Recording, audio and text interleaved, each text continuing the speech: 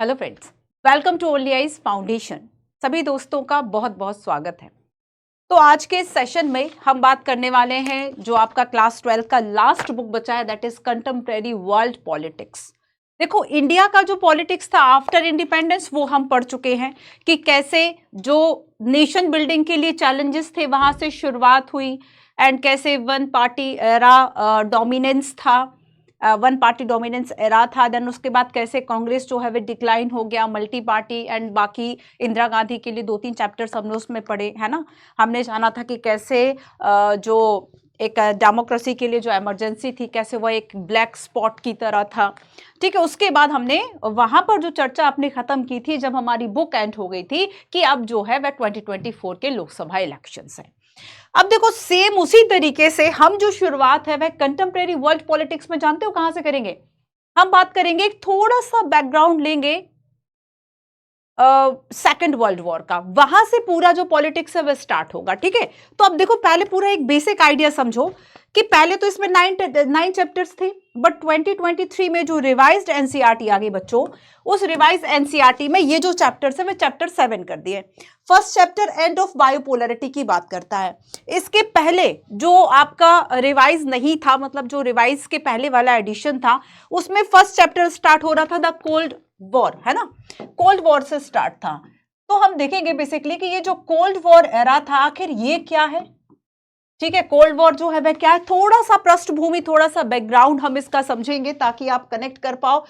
क्योंकि cold war के दौरान ही हम देखते हैं कि जो एक तरह से विश्व है 2 कैंप्स में डिवाइड हो गया, यूएस एंड यूएसएसआर, है ना। इंडिया उसमें कहां पर था, तो इंडिया गुट निरपेक्षता के सिद्धांत पर, नॉन अलाइनमेंट मूवमेंट के सिद्धांत पर चल रहा था, और भारत के साथ साथ कई ऐसे एशिया और अफ्रीका के जो न्यू डेमोक्रेटिक जो स्टेट्स थे, जो न्यू डेमोक्रेटिक कंट्रीज थे, वो साथ में आए। मतलब हम किसी कैंप से जो है वह अलाइन नहीं होंगे। ठीक है, तो ये सब चीज, ये सब कुछ जो है वह चल रहा था।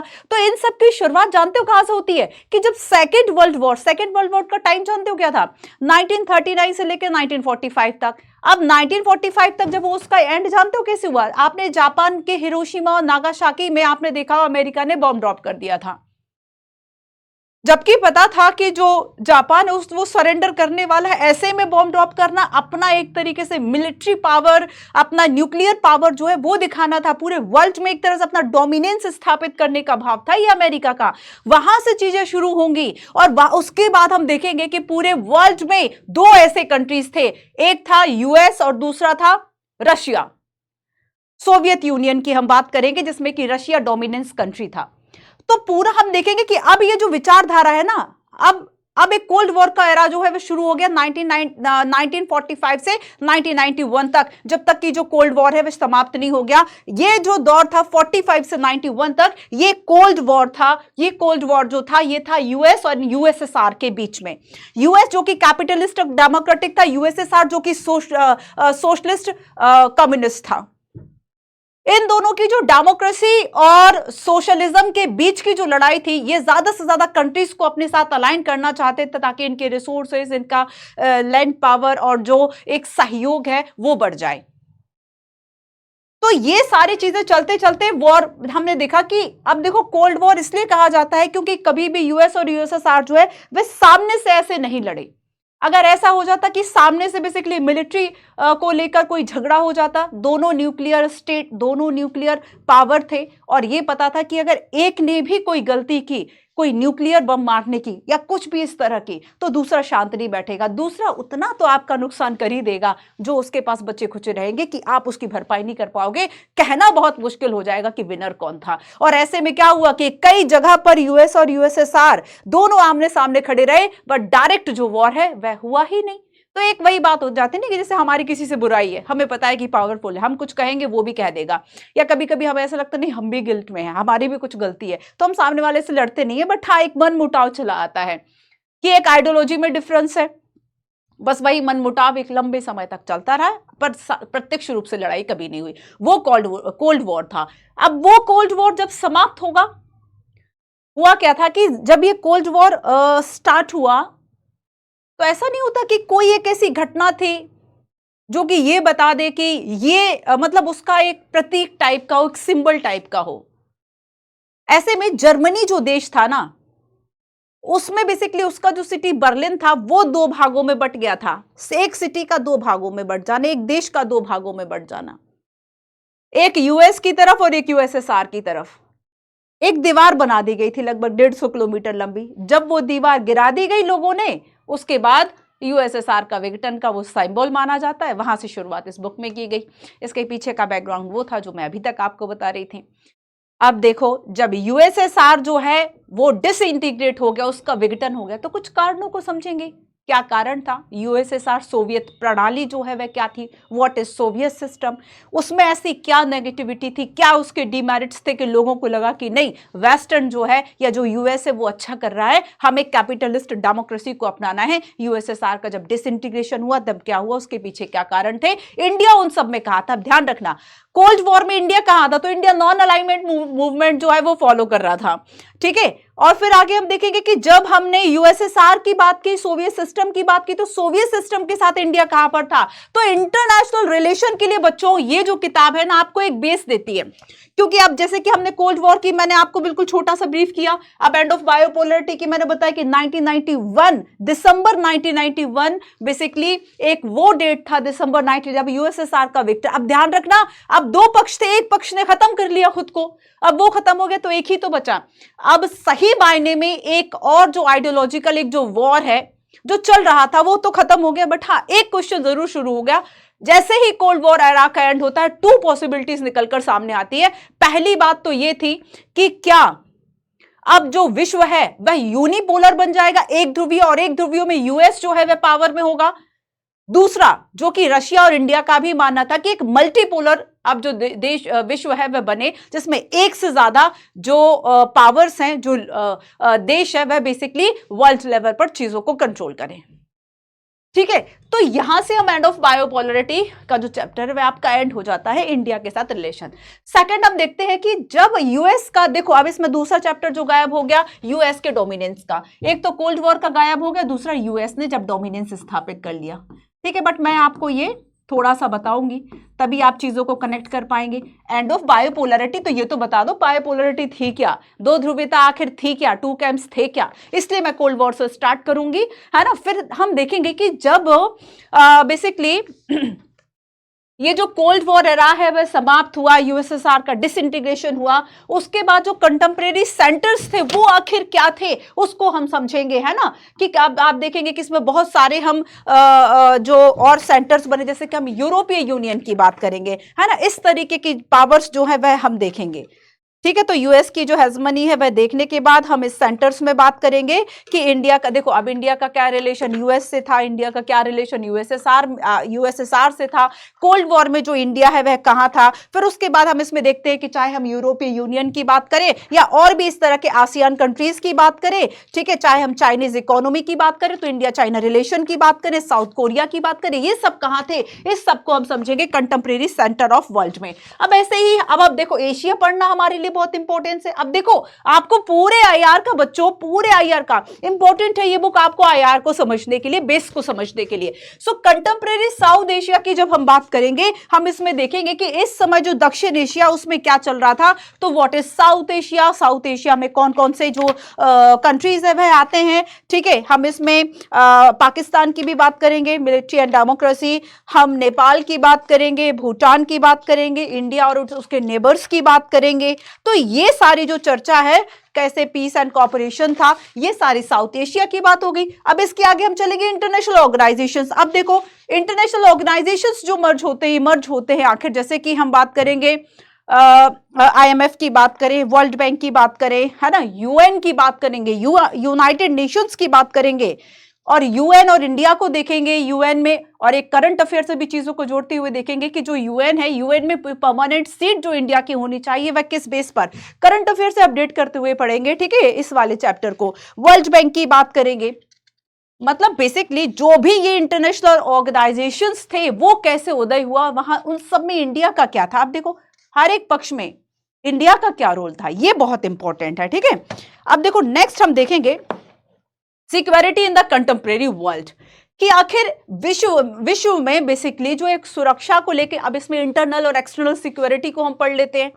इंटरनल एक्सटर्नल सिक्योरिटी की क्या उसके बेसिकली जो ट्रेडिशन कॉन्सेप्ट है, कैसे सिक्योरिटी जो है पूरे विश्व में सुनिश्चित की जाए, है ना, कैसे जो है वह पीस को बढ़ाया जाए, उन सब की हम बात करेंगे। सिक्योरिटी को लेकर देखेंगे कि उसका ट्रेडिशनल नोशन इंटरनल सिक्योरिटी का, ट्रेडिशनल नोशन एक्सटर्नल सिक्योरिटी का क्या है, नॉन ट्रेडिशनल नोशन क्या है, ये सब हम देखेंगे। ठीक है, अब देखो आगे क्या आएगा, नेक्स्ट आएगा एनवायरनमेंट और देन आएगा ग्लोबलाइजेशन। अब देखो एनवायरनमेंट का जो कॉन्सेप्ट है या फिर और एनवायरनमेंट को सुरक्षित करने का, सिक्योर करने का बेसिकली, या फिर एक सिग्निफिकेंस जो एनवायरमेंटल इश्यूज को इंपॉर्टेंस मिलना है, कब स्टार्ट हुआ, कैसे स्टार्ट हुआ। यहां हम कुछ रिपोर्ट्स की बात करते हैं, जैसे कि ह्यूमन डेवलपमेंट रिपोर्ट्स थी कुछ, है ना। हम यहां पर कुछ और इंपॉर्टेंट प्रॉब्लम्स देखेंगे कि जब वर्ल्ड पॉलिटिक्स में ये जो एनवायरनमेंट इशू है ये ऐसे स्टार्ट होता है कि हमने देखा कि अब जो है वह बहुत ज्यादा डिग्रेड हो रहा है, एनवायरनमेंट में बहुत ज्यादा पोल्यूशन, इससे ह्यूमन जो है वह प्रभावित हो रहा है, इफेक्ट हो रहा है। ये सारी चीजें नेचुरल रिसोर्सेज को लेकर देखेंगे क्या क्या, और लास्ट जो हमारा खत्म होगा ये खत्म होगा ग्लोबलाइजेशन से, वैश्वीकरण से। कि ग्लोबलाइजेशन का मतलब क्या है कि जब सामान्यतः हम इसको समझे ग्लोबलाइजेशन को कि जब विश्व के, है ना, जो जब देश की जो सीमाएं हैं, देश की जो बाउंड्रीज है, वह बेसिकली व्यापार करने में, लोगों और वस्तुओं की आवाजाही में बाधा ना बने, है ना। तो ये जो ग्लोबलाइजेशन है 1991 एलपीजी, उसका भी हम कॉन्सेप्ट देखें, लिबरलाइजेशन, प्राइवेटाइजेशन, ग्लोबलाइजेशन, और इसमें स्पेशली हमें ग्लोबलाइजेशन को पढ़ना है। और यूपीएससी के मेंस में सीधा सीधा क्या लिखा है कि ग्लोबलाइजेशन के क्या इफेक्ट्स है इंडिया के, चाहे हम कल्चर की बात करें, इकोनॉमी की बात करें, पॉलिटिकल चेंजेस की बात करें, तो ये सारी चीजें आपस में जुड़ी हुई हैं। शुरुआत कहां से, कोल्ड वॉर से। ठीक है, तो ये स्टार्टिंग के जो 11 मिनट्स 12 मिनट्स थे, ये आपके लिए बहुत इंपॉर्टेंट इस पूरी बुक का पूरे बुक के सीन को समझने में। ठीक है, चलिए सो मैं आपको थोड़ा सा पीछे लेकर चलती हूं और हम थोड़ी सी चर्चा जो है वो कोल्ड वॉर की करते हैं, और कोल्ड वॉर के बाद फिर हम आगे बढ़ेंगे, बायोपोलरिटी को एंड करेंगे। ठीक है, क्लियर, चलिए। सो एंड ऑफ बायोपोलरिटी वाला जो चैप्टर है आपका, चैप्टर नंबर 1 जो पहले 2 हुआ करता था, ये अब चैप्टर नंबर 1 है, 2023 रिवाइज्ड हम पढ़ रहे हैं। What was the Soviet system, है ना। हम इसमें समझेंगे कि आखिर जो ये हम बार बार यूएसएसआर करते हैं, ये सोवियत प्रणाली आखिर थी क्या। जब हम इस प्रणाली, इस सिस्टम को समझ पाएंगे, तभी हम ये देख पाएंगे कि सोवियत यूनियन जो है वह डिसइंटीग्रेट अगर हुआ, इसका डिसइंटीग्रेशन होना ये किन आधारों पर था, और इस डिसइंटीग्रेशन के जो प्रभाव थे वह क्या थे। ठीक है, इसका विघटन कैसे हुआ, और इस विघटन, इस डिसइंटीग्रेशन के आखिर चाहे हम वर्ल्ड लेवल पर देखें तो क्या इम्पैक्ट थे, क्या इफेक्ट्स थे, क्या पॉलिटिकल, क्या इकोनॉमिकल, क्या उन कंट्रीज पर थे जो कि यूएसएसआर का जुड़े थे, क्या था ये सब। ठीक है, एंड शॉक थेरेपी की हम बात करेंगे। एक शॉक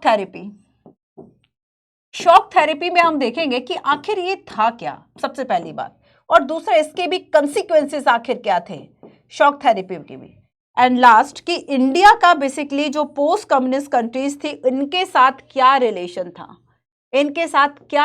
था, चाहे हम इकोनॉमिक देखें, चाहे हम पॉलिटिकल देखें, चाहे हम कल्चरल देखें, तो बेसिकली ये सारी चीजें हमें समझनी है ना। इतना क्लियर हुआ। अब देन नेक्स्ट हम चलते हैं, जिसमें कि फर्स्ट मैं आपको बताती हूं, सबसे पहले कोल्ड वॉर से हम स्टार्ट करेंगे। ठीक है, कोल्ड वॉर। अब देखो, तो जो सेकेंड वर्ल्ड वॉर था, सेकेंड वर्ल्ड वॉर कब हुआ था, 1939। आप मुझे बता सकते हैं ये आखिर किस घटना से शुरू हुआ था 1939, किस राजा की हत्या की गई थी, किस किंगडम में, किस मोनार्क का बेसिकली उसके बाद ये शुरू हुआ था, बताइए। 1939 से लेके 1945 ये जो समय था जब लगभग जो पूरा विश्व है एक वर्ल्ड वॉर में था।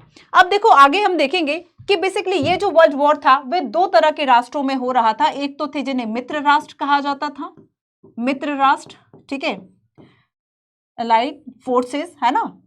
एक तो था जिसे कि हम देखेंगे जो मित्र राष्ट्र है वो कहा जा रहा है, इसमें शामिल थे यूएस, ठीक है, इसमें शामिल था अलाइड फोर्सेस में कौन कौन शामिल था, तो यूएस शामिल था, सोवियत यूनियन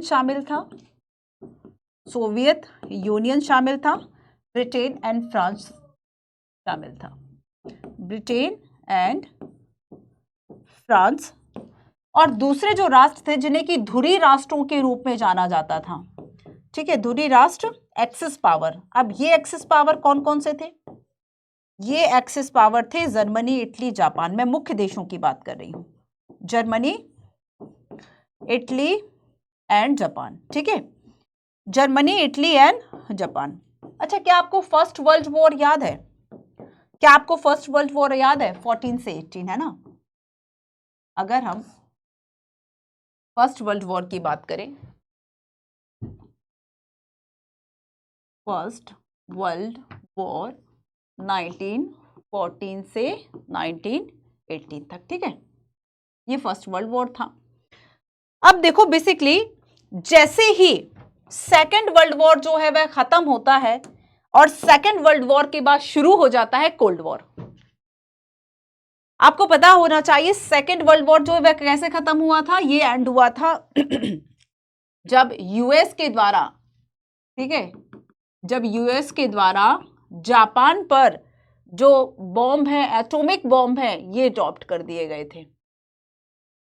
जो एटॉमिक बॉम्ब्स थे ये जापान की 2 सिटी हिरोशिमा और नागासाकी पर अगस्त 1945 में ड्रॉप कर दिए गए थे यूएस ने जापान पर।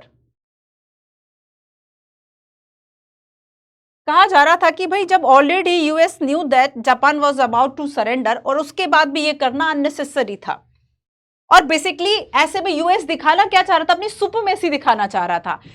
ये काम तो भाई सोवियत यूनियन भी कर सकता था, सोवियत यूनियन के पास भी बम था, उसने क्यों नहीं किया? यूएस ने क्यों किया? अपनी सुपरमेसी दिखाना चाहता था कि देखो हम निर्णय भी जल्दी ले लेते हैं और हम ऐसे में बॉम्ब भी जल्दी फेंक देते हैं, हमारे पास पावर है।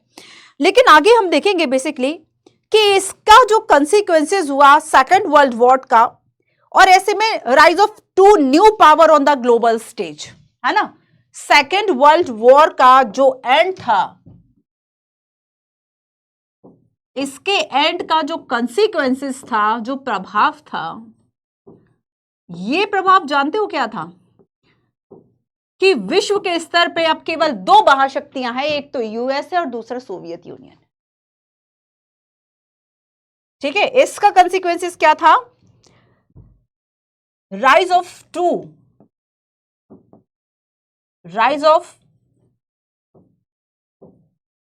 To new powers on the global stage, on the global stage। ठीक है, और ये एक दूसरे से बहुत प्रतिस्पर्धा में थे। एक तो था यूएस और दूसरा क्या था? यूएसएसआर। अब देखो, अब बेसिकली ये दोनों ही क्यों आखिर न्यू पावर्स जो है वह उदय दोनों, क्योंकि ये विश्व में किसी भी पॉलिटिकल और जो भी घटना हो सकती थी, मतलब जो भी इकोनॉमिक और पॉलिटिकल रूप से ये प्रभावित करने में सक्षम थे विश्व में किसी भी घटना को, है ना? दोनों जो है वह न्यूक्लियर पावर कंट्रीज भी थे। तो यूएस और यूएसएसआर जो है बेसिकली, ठीक है, तो both nuclear power weapon, both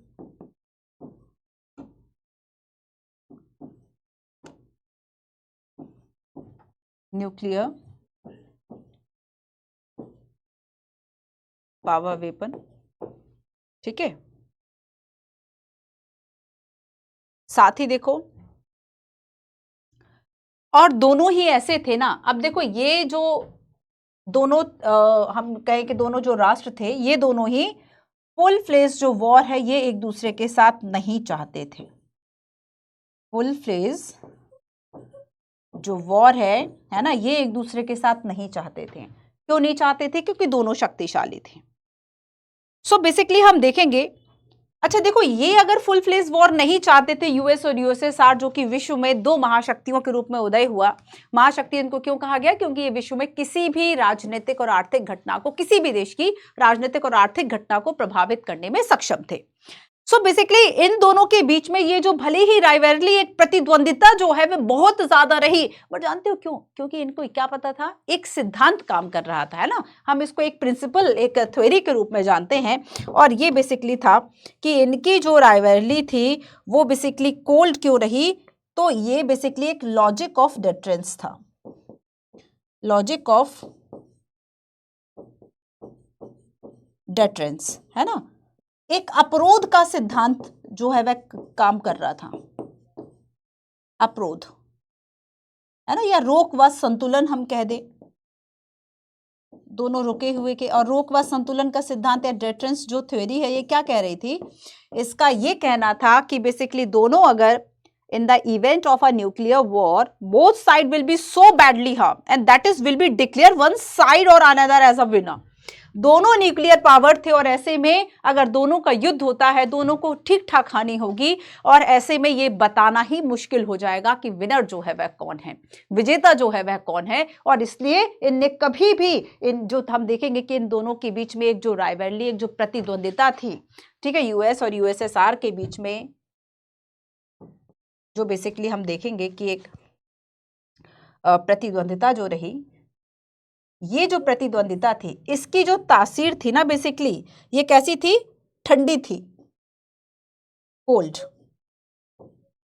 not hot और shooting war, not hot and shooting war. ठीक है, तो ये जो तासीर का ठंडा होना था ना, बस इसीलिए इसको कोल्ड वॉर कहा गया। और ये कोल्ड वॉर क्यों था, हमने देखा कि लॉजिक ऑफ डिटरेंस था। दोनों इतनी बात से तो जरूर ही परिचित थे कि अगर एक ने कोई नुकसान पहुंचाया तो दूसरे के पास उतने फिर भी हथियार बच जाएंगे। अब इसका जानते हो प्रभाव क्या हुआ, दोनों को अपना अपना पावर तो दिखानी था। अब चूंकि पावर दिखाना था तो अब ये क्या करेंगे, और देशों को जो है वह बेसिकली अपने साथ जोड़ेंगे, है ना, अपने साथ जोड़ेंगे। अब इसमें आगे क्या हुआ कि बेसिकली कि जो वर्ल्ड है वो शार्पली डिवाइड हो गया between two camps.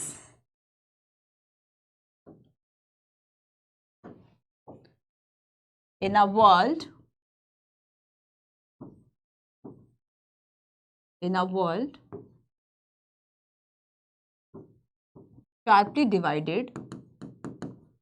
sharply divided in two camps, between the two camps, दो गुटों में बट गया, टू कैंप्स है ना, या अलायंस।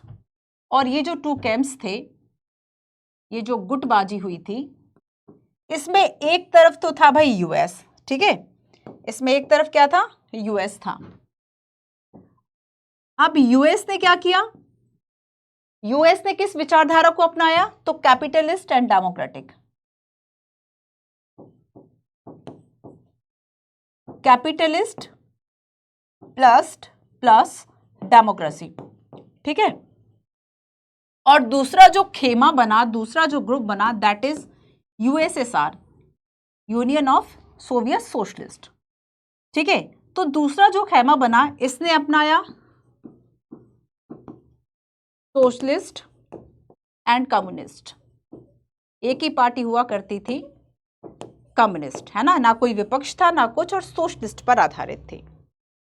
अब देखो कि ज्यादातर अगर, और ये जो क्लियर, ये जो डिवाइडेशन, मतलब ये जो विभाजन था ना, जानते हो सबसे क्लियरली कहां देखा गया, ये जो विभाजन हुआ ये सबसे क्लियरली जो देखा गया वो यूरोप में देखा गया। आओ दिखाती हूं कि हम बात जो है वह कहां की कर रहे हैं, ठीक है। तो हम देखेंगे कि बेसिकली ये जो विभाजन है आपको इस पे दिख रहा है, ये जो येलो वाला पार्ट था ना, ये येलो वाला जो पार्ट है बच्चों, ये है बेसिकली यूएस का, यूएस कैंप है, यूएस अलायंस है, जो जिन भी देशों में आपको येलो दिख रहा है, ठीक है। अब ये पूरा यूरोप है, तो यूरोप में क्या हुआ, स्पेशली हम देखेंगे कि यूरोप के जो हम देखेंगे कि जो वेस्टर्न वाले कंट्रीज थे, यूरोप में जो वेस्ट यूरोप था ना, वेस्ट यूरोप बेसिकली किस में शामिल हो गया, यूएस कैंप में शामिल हो गया, ठीक है।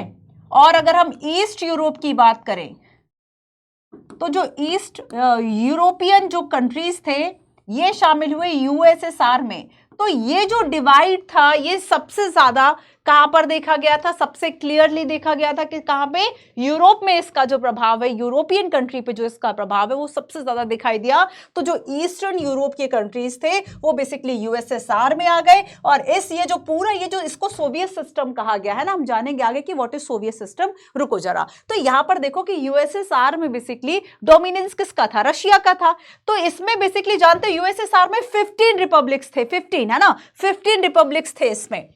और यूएस का जो कैंप था, जो आपके ये येलो वाला पार्ट दिख रहा है, अब आप सोचें ये ग्रीन वाला क्या है ना? तो ये देखो, ये थे फर्स्ट कंट्रीज, इन्हें क्या कहा गया? पहली दुनिया के देश। दूसरी दुनिया के देश जो है वह उन्हें यूएसएसआर में कहा गया। पहली दुनिया के देश उन्हें कहा गया जो कि सबसे ज्यादा डेवलप्ड थे, है ना, सबसे ज्यादा डेवलपमेंट इन देशों में था। उसके बाद दूसरी दुनिया के देश जो कि कंपैरेटिवली वेस्टर्न से थोड़े से कम डेवलप्ड थे, और उसके बाद फिर आते हैं जो कि इन्हें अल्प विकसित देश भी कहा गया, जैसे कि आज हम विकासशील या डेवलपिंग कंट्री के रूप में जानते हैं। तो ये तीसरी दुनिया के देश इनको कहा गया, ठीक है। तो अभी हम बात कर रहे हैं पहली और दूसरी दुनिया के देशों की। पहली दुनिया मतलब यूएस, दूसरी दुनिया मतलब यूएसएसआर, ठीक है। तो बेसिकली ये जो डिवाइड हमने देखा था कि वर्ल्ड जो है वह शार्पली डिवाइड हो गया टू कैंप्स में, और ये जो डिवाइडेशन है बेसिकली ये सबसे ज्यादा कहां पे दिखाई देता है? Clearly, so most countries of western Europe US के साथ अलाइन हो गई।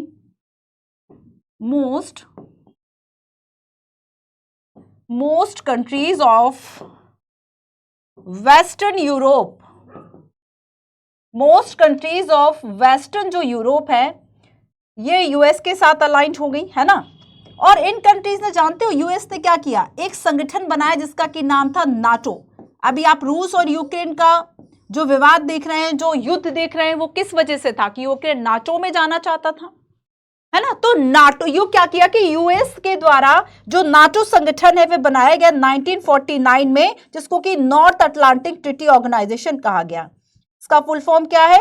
North Atlantic Treaty Organization, North Atlantic Treaty Organization, ठीक है, क्लियर। अब देखो यूएसएसआर की बात करें तो उसमें most countries of the western Europe आ गए थे। अब इसमें ये यूएसएसआर में जिसे कि सोवियत कैंप कहा गया, सोवियत प्रणाली कहा गया, सोवियत कैंप्स कहा गया, और इस सोवियत कैंप में शामिल थे ईस्टर्न यूरोप के देश, ईस्टर्न यूरोप कंट्री, है ना, ईस्टर्न यूरोप के देश, ठीक है। तो इसे कहा गया वेस्टर्न अलायंस। इसे क्या कहा गया? वेस्टर्न अलायंस, पश्चिमी गठबंधन।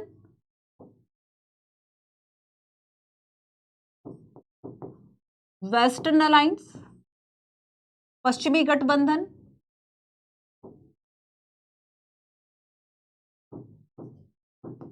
और यूएसएसआर जो है इसे कहा गया ईस्टर्न अलायंस।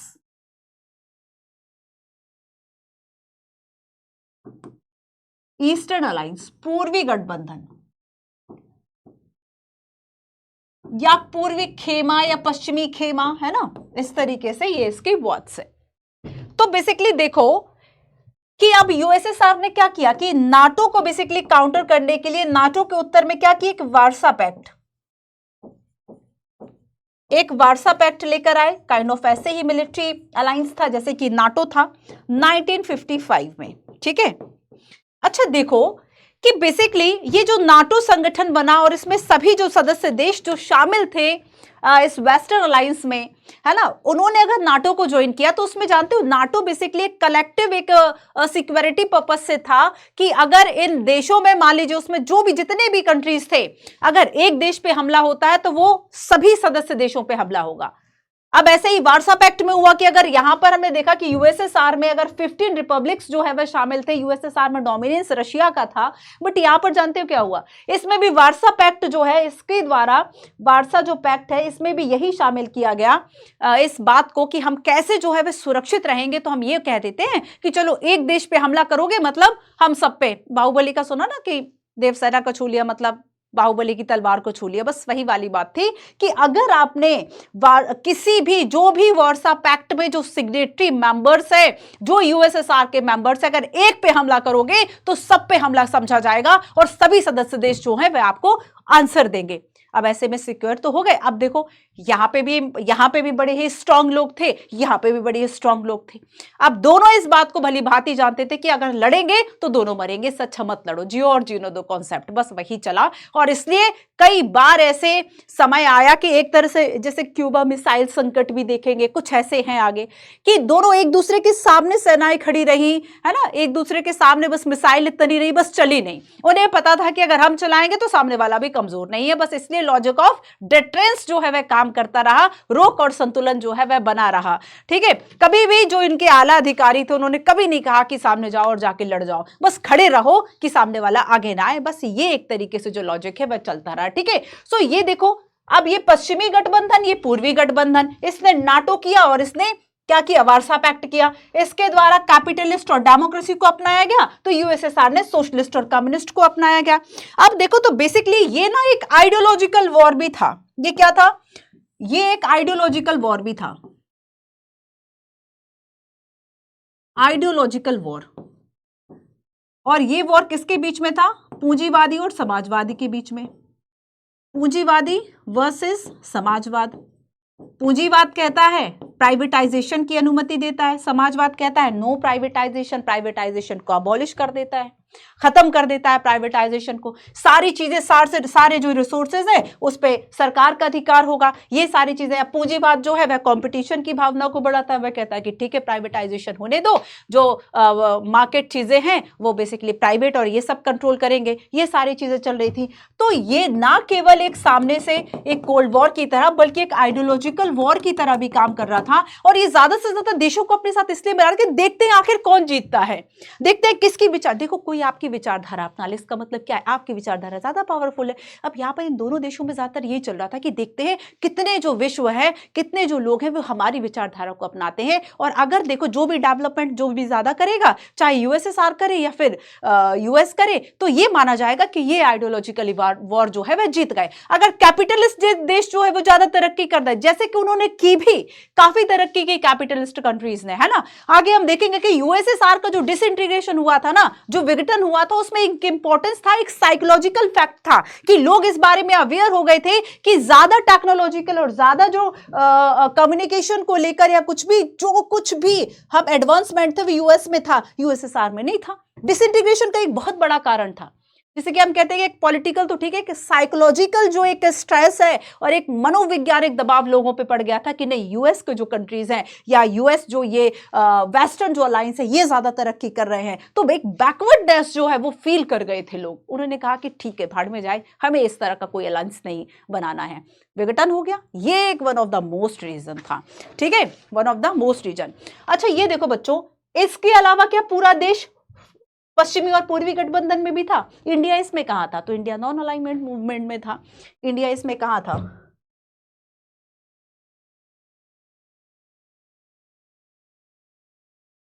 ठीक है, आओ, दिख रहा है इतने में भी? थोड़ा थोड़ा तो समझ आ रहा है, थोड़ा थोड़ा नहीं, पूरा पूरा आ जाएगा। ठीक है, तो अब हम देखेंगे कि यहां पर बेसिकली जो इंडिया था, इंडिया ने कहा ऐसा करो, ना हम किसी गुट में शामिल होंगे और ना ही जो न्यूली इंडिपेंडेंट कंट्रीज है वो शामिल होंगे। हम गुट निरपेक्षता की नीति को अपनाते हैं। हम क्या करते हैं, हम नॉन अलाइंड मूवमेंट को अपनाते हैं। ठीक है, गुट निरपेक्षता मतलब किसी भी गुट में शामिल नहीं होंगे।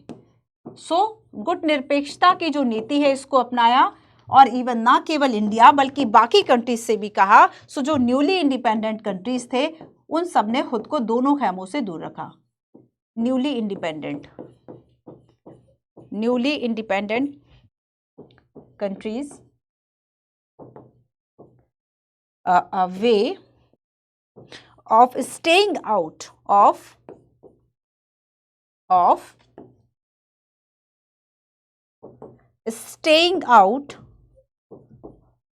the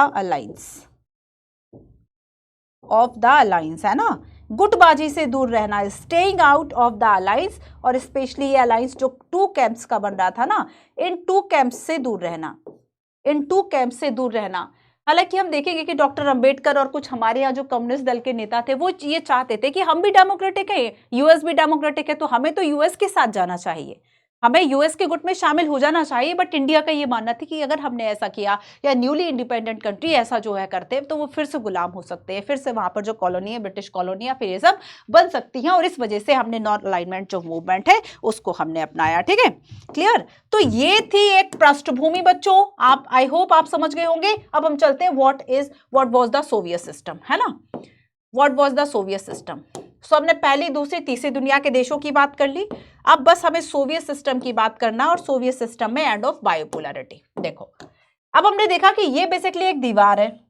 ये जो दीवार है ये जानते हो ये 28 वर्षों तक जो है वह खड़ी रही।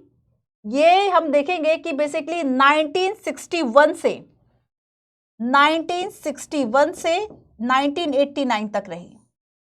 ठीक है, ये वेस्ट हम देखेंगे ईस्ट और वेस्ट जो बर्लिन है, ठीक है, ये बेसिकली एक बर्लिन जो वॉर है, बर्लिन की जो दीवार है ना, बर्लिन वॉर, ठीक है, ये symbolise the division between the capitalist and communist. ये एक सिंबल था और जब ये सिंबल ही ढल गया तब जाके क्या हुआ, यूएसएसआर का विघटन की शुरुआत इसको मानी गई।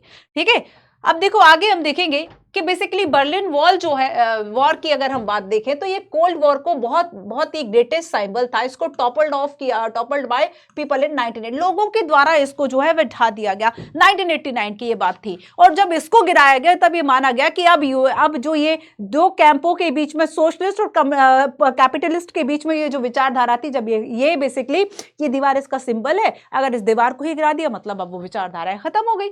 ये जो टू कैंप्स वाली थी तो ये बेसिकली हम कहेंगे कि बहुत ही ज्यादा एक हिस्टोरिक एक चेन रही, एक ड्रामेटिकल, एक बहुत ही नाटकीय एक घटना रही कि इसके बाद एक एक करके सभी जो इस तरह के जो सोशलिस्ट कम्युनिस्ट कंट्रीज है जो यूएसएसआर में शामिल थे उन सभी ने विरोध करना शुरू कर दिया। एक एक वहां की सरकारें जो है वह गिरने लगी और फाइनली हम देखेंगे दिसंबर 1991 में जो कम्युनिस्ट पार्टी थी उसको ब्लॉक कर दिया गया, उसको प्रतिबंधित कर दिया गया यूएसएसआर, सोवियत यूनियन के कंट्रीज में, और साथ ही कैपिटलिस्ट डेमोक्रेसी को अपना लिया गया।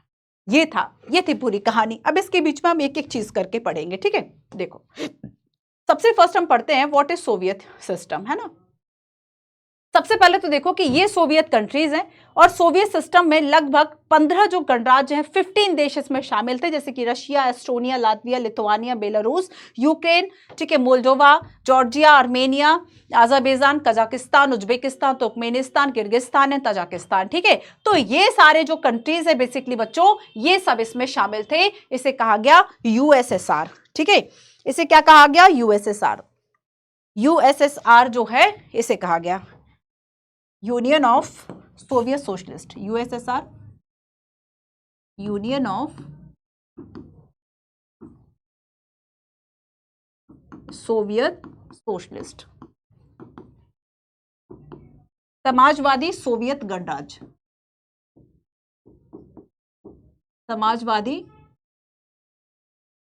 सोवियत, समाजवादी सोवियत गणराज्य। ठीक है, ये इसका फुल नेम था। यूएसएसआर शॉर्ट में कह दिया जाता है यूनियन ऑफ सोवियत सोशलिस्ट। अब देखो कि ये जो बेसिकली विचारधारा है, अभी तक आपने केवल इतना पढ़ा।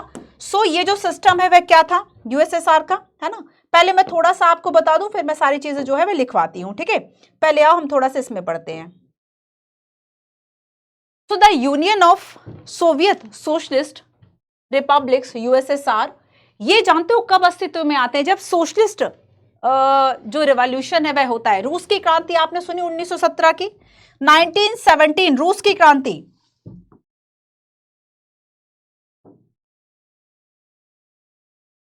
भारत के आजाद होने पर इस क्रांति का भी तो प्रभाव था, है ना। भारत के आजाद होने पर इस क्रांति का भी तो प्रभाव था।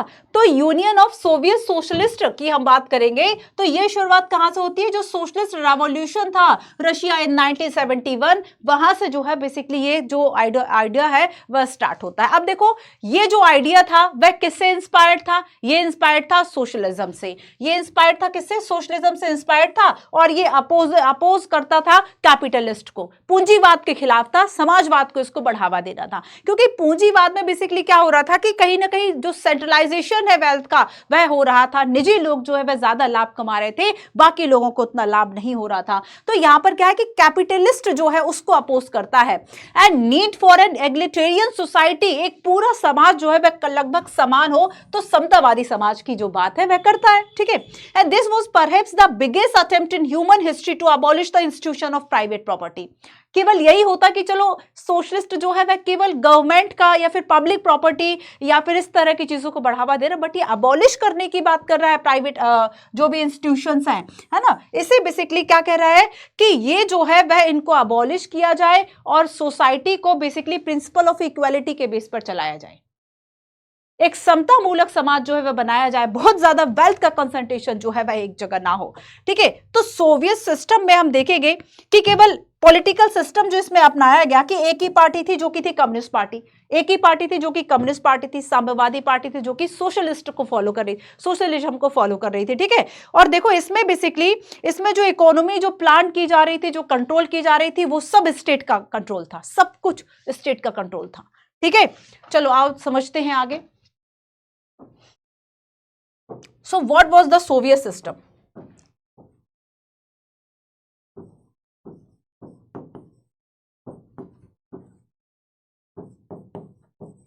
सोवियत सिस्टम जो है वह आखिर क्या था? तो फर्स्ट तो हमने क्या देखा कि इसकी बेसिकली जो स्टार्टिंग है वह कहां से शुरू हुआ, 1917 सोशलिस्ट रेवोल्यूशन,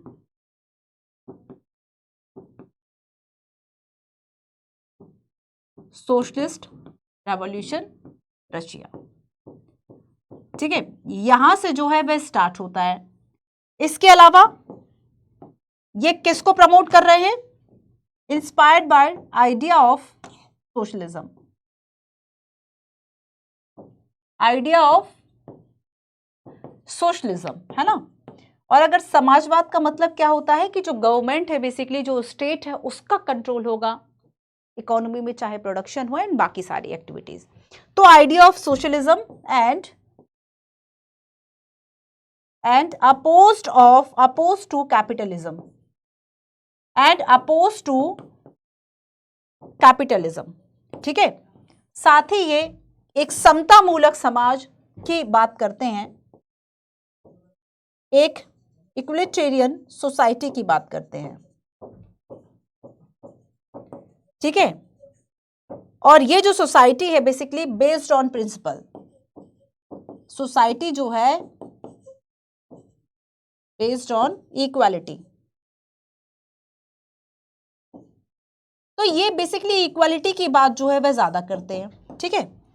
नेक्स्ट हम इस पे देखेंगे कि इसमें इकोनॉमी जो है सोवियत सिस्टम में, economy controlled by the state, controlled by the state, ठीक है, and abolish the institution of private property, and abolished the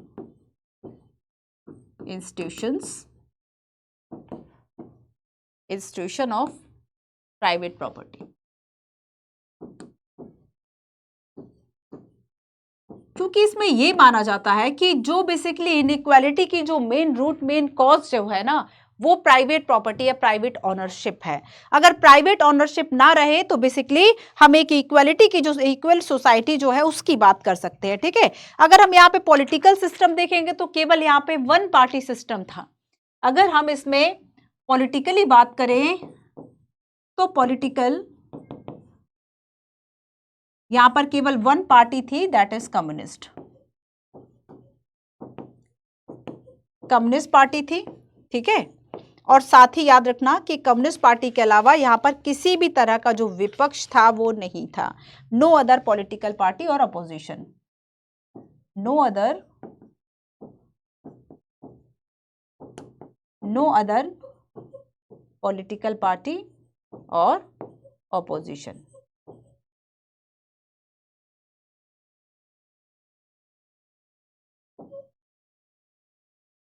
no other political party और अपोजिशन, ठीक है। अब साथ ही देखो कि देखो बेसिकली इसमें किया क्या गया, सोवियत यूनियन, देखो यहां पर हमने बात की कि ये आइडिया कहां से शुरू हुआ, मेन आइडिया इसका क्या था, सोशलिस्ट, है ना। मेन आइडिया क्या था, आइडिया ऑफ सोशलिज्म, ये पहली बात हो गई। अब ध्यान से सुनिए, आइडिया ऑफ सोशलिज्म, है ना, आइडिया ऑफ सोशलिज्म हो गया। जो कि इक्विलिटेरियन सोसाइटी की बात करता है, और जो सोसाइटी जो है वह प्रिंसिपल ऑफ इक्वालिटी पर बेस हो। साथ ही हमने देख लिया कि इकोनॉमी जो है वह कंट्रोल कौन करेगा, और पॉलिटिकल हमने देखा कि कम्युनिस्ट पार्टी थी, ठीक है, ये एक बात हो गई। अब देखो इसमें सेकंड बात जो हमें समझना है कि आखिर इसमें शामिल कौन कौन था। ये जो सोवियत सिस्टम था इसमें कौन कौन से जो देश है वह शामिल थे, हम इसको समझते हैं। तो देखो बेसिकली इसमें जो कंट्रीज शामिल थे after second world war, after second world war, जो ईस्टर्न यूरोप था, ईस्टर्न यूरोप है ना, इसके जो कंट्रीज थे उन्होंने शामिल किया, और साथ ही इसमें सोवियत सिस्टम में पॉलिटिकल एंड इकोनॉमिक जो सिस्टम है वह यूएसएसआर का अपनाया। पॉलिटिकल एंड इकोनॉमिक यूएसएसआर का जो सिस्टम है इन सब देशों ने अपनाया, ठीक है। तो बेसिकली ये जो ईस्टर्न यूरोप, ये जो ग्रुप था, so this group of countries was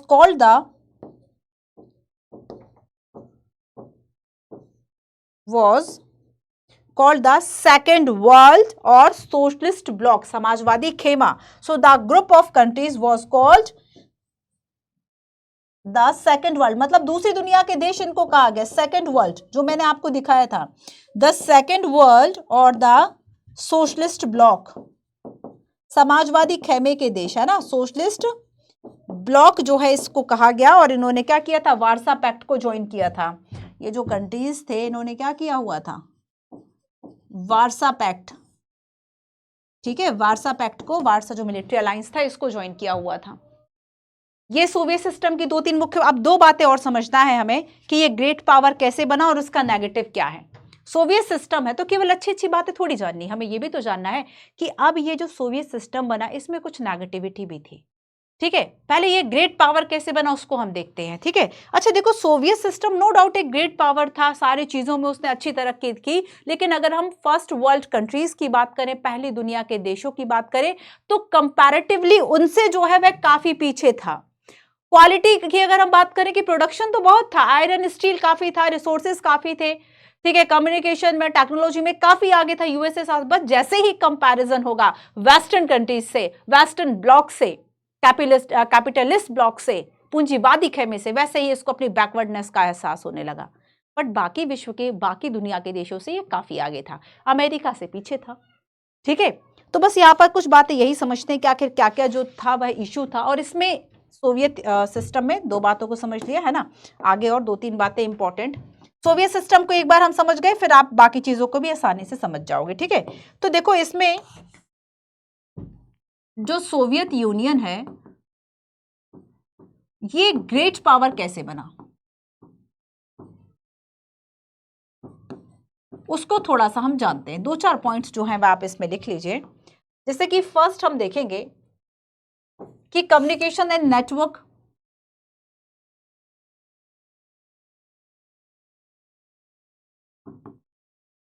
communication and जो नेटवर्क टेक्नोलॉजी थी, ठीक है, ये अपनाई गई, ये काफी उन्नत थी। एनर्जी रिसोर्सेज बहुत ज्यादा थे, वास्ट एनर्जी रिसोर्सेज,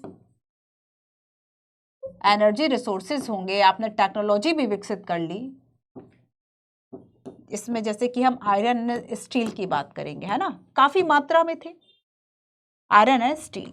साथ ही हम देखेंगे कि इसका ट्रांसपोर्ट जो सिस्टम था वो बहुत ज्यादा उन्नत था, ट्रांसपोर्टेशन बहुत ही ज्यादा, है ना। और इसमें क्या किया गया था, बहुत सड़कों से और इन सबको मतलब बहुत अच्छी तरीके से जाल बिछा के गांव गांव को, कॉर्नर कॉर्नर को जो है वह सबसे जोड़ दिया था। इसके अलावा जो हम डोमेस्टिक कंज्यूमर इंडस्ट्री की बात करें, इन देशों में बेसिकली इन्होंने अपना जो प्रोडक्शन है वह काफी डेवलप किया हुआ था, ट्रांसपोर्टेशन था, टेक्निक्स थी, कम्युनिकेशन नेटवर्क था, ठीक है, एनर्जी रिसोर्सेज थे। इस बेस पे क्या किया इन्होंने, जो कंज्यूमर जो इंडस्ट्रीज थी वो बहुत ज्यादा इसमें डेवलप्ड हुई।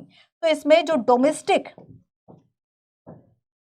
डोमेस्टिक कंज्यूमर जो उपभोक्ता चीजें यूज करता है, जो हम आप पिन से लेके कार तक चीजें यूज कर रहे हैं, सो डोमेस्टिक कंज्यूमर जो इंडस्ट्री थी, ठीक है, ये इन्होंने हर सब कुछ प्रोड्यूस्ड किया, सारा उत्पादन जो है वह यही हो जाता था।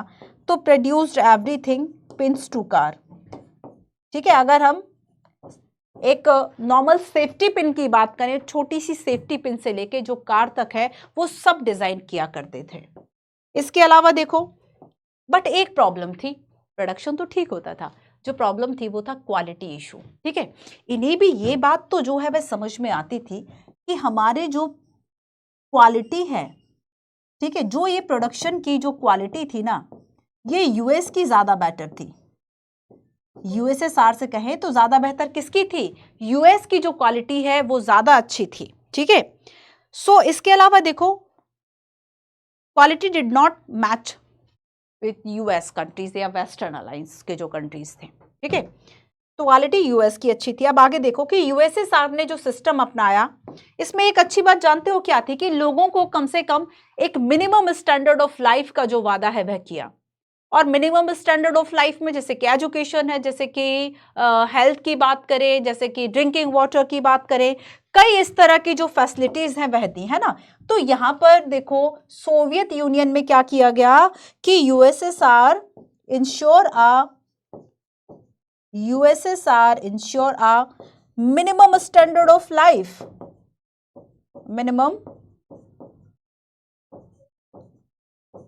minimum standard of life living, ठीक है, फॉर ऑल सिटीजन्स, एंड साथ ही स्टेट का ओनरशिप था। ये बात मैं यहां पे हाईलाइट करके लिख देती हूं, है ना। याद रखना कि चाहे किसी भी तरह की जो चीजें थी, है ना, स्टेट ओनरशिप थी हर एक चीज में। मार्केट कंट्रोल नहीं करता था, स्टेट ओनरशिप थी। प्रोडक्शन कितना होगा, किन चीजों का होना, ठीक है, चाहे हम लैंड की बात करें या फिर हम अदर रिसोर्सेज की बात करें या फिर हम प्रॉपर्टी की बात करें, इन सब पर जो ऑनरशिप थी वह किसकी थी? स्टेट की थी। ठीक है, अब देखो ऐसे ये ग्रेट पावर बन तो गया। अब इसमें ना कुछ नेगेटिविटी भी थी। थोड़ा सा हम सोवियत यूनियन ग्रेट पावर की तो बात कर ली, थोड़ा सा नेगेटिव भी देख लेते कि आखिर इसमें जो मेन नेगेटिव पॉइंट्स थे वो पॉइंट्स जो है वह क्या थे। ठीक है, चलो, इसमें पूरा एक ही पैराग्राफ में लिखा है बट मैं आपको अलग अलग बता दे रही हूं। ठीक है, इसमें कुछ नेगेटिव पॉइंट्स भी थे। अब देखो, नेगेटिव जानते हो क्या था? नेगेटिव जैसे कि सबसे फर्स्ट तो देखो कि पूरा जो सिस्टम है अब स्टेट ओनरशिप है, हर चीज पर स्टेट का अधिकार है। कितना प्रोडक्शन होगा, किस चीज का प्रोडक्शन होगा, कैसे डिस्ट्रीब्यूशन होगा, वो सारा राइट इसके पास है।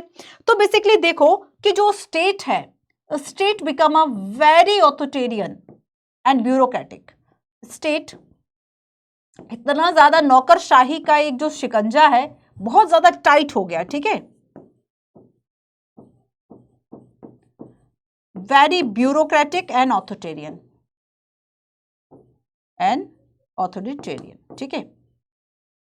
अब देखो, जब ऐसा हो जाता है ना कि सरकार अगर जनरली भी हम देखें कि बहुत ज्यादा अगर स्ट्रिक्ट हो रही है, बहुत ज्यादा स्ट्रांग हो रही है, तो डेमोक्रेसी की गुंजाइश उसमें जरा कम हो जाती है। उसमें डेमोक्रेसी की गुंजाइश क्या होती है? थोड़ी सी कम हो जाती है। तो यहां पर क्या हो गया कि जब ये इतना ज्यादा ब्यूरोक्रेटिक एंड ऑथोरिटेरियन हो गया और ये इंस्टीट्यूशंस का जो कंट्रोल है वह लोगों पर बढ़ता गया, स्टेट पर बढ़ता गया, और ऐसे में lack of democracy and absence of citizens right, lack of democracy, lack of democracy, है ना। लोगों को बोलने का अधिकार नहीं दिया जाता था, उनके पास राइट टू एक्सप्रेशन या स्पीच नहीं था। तो यहां पर बेसिकली लोग जो है वे कार्टून बना बनाकर, जैसे कि आप देखेंगे कि एक सो सॉरी करके आप एक यूट्यूब चैनल देखते होंगे, है ना, सो सॉरी, उस पे वो आप देखो कि पॉलिटिकली जो है वो बहुत, मतलब उसके आप कार्टून्स के छोटे छोटे से वीडियोस होते हैं 3-4 मिनट के, वो बहुत ही फनी होते हैं। किसी पॉलिटिकल पार्टी को लेके, जैसे अभी चुनाव है तो चुनाव को लेके वह बना देगा। तो कई इस तरह से बढ़िया बढ़िया तरीके से वो वीडियोस बनाता है कि वो देख के आपको बड़ी बड़ी फनी अंदाज में वो पूरी डेमोक्रेसी को बता देगा इंडिया की। तो लैक ऑफ डेमोक्रेसी जो है वहां पर हो गया। अब लोगों ने क्या किया कि कार्टून बनाने के कार्टून बनाना शुरू किया कि कैसे ही तो गवर्नमेंट को शर्म लगे। तो लैक ऑफ डेमोक्रेसी और absence of freedom of speech, ये सारा यहां पर होने लगा, absence of freedom of speech. देखो, कुछ मायने में ये सही था, कुछ मायने में ये गलत था। ठीक है, सो देखो बेसिकली मोस्ट ऑफ जो इंस्टीट्यूशंस थे ना वो अब रिफॉर्म्स मांग रहे थे। मोस्ट ऑफ इंस्टीट्यूशंस जो है वे करप्ट हो चुके थे, वो इतना ज्यादा ऑथोरिटेरियन हो चुके थे, लोगों की सुनना बंद कर दी थी, और ऐसे में most of institutions reform, but सरकार रिफॉर्म करने के लिए तैयार नहीं थी। ठीक है, इसमें भी हमने देखा कि यूएसएसआर में 15 रिपब्लिक्स थे। यूएसएसआर में कितने रिपब्लिक थे? 15 गणराज्य थे। 50, इनका अपना कल्चर और इनके अपने जो अफेयर्स, इनके अपने जो चीजें थी, इनको मैनेज करने का अधिकार नहीं था, क्योंकि यूएसएसआर में जो रशिया है वह पावरफुल था। इसमें क्या था कि जो रशिया है वह बहुत डोमिनेटिंग था, dominated everything, Russia dominated everything. And जो ये 15 रिपब्लिक थे ना, ये नेग्लेक्टेड और सप्रेस्ड फील करने लगे कि हमारी तो ना सुनी जाती है ना कुछ है ना, और हमें दबाया और जाता है। सो ये बेसिकली, अब देखो, अब एक ग्रुप के लिए ये बहुत बड़ी बात हो जाती है कि जैसे कि मान लो एक संस्था में लोग काम कर रहे हैं, कुछ लोगों को ये लगे कि नहीं हमारे साथ तो ये हो रहा है, तो कहीं ना कहीं उनके अंदर एक असंतोष तो बढ़ता ही जाता है, और वही असंतोष यहाँ पे बढ़ रहा था, जो आगे डिसइंटीग्रेशन की तरफ भी लेके जाएगा। तो यहाँ पर ये जो यूएस, आगे हम देखेंगे कि डिसइंटीग्रेशन में बेसिकली ये जो कंट्रीज थे ना, आगे जाके इन्हीं के अंदर नेशनलिज्म आएगा, इन्हीं को सोवरेनिटी चाहिए पड़ेगी, यही ये चाहेंगे कि हम अपना कल्चर और हम अपने बाकी जो अफेयर्स उसको खुद मैनेज कर सके।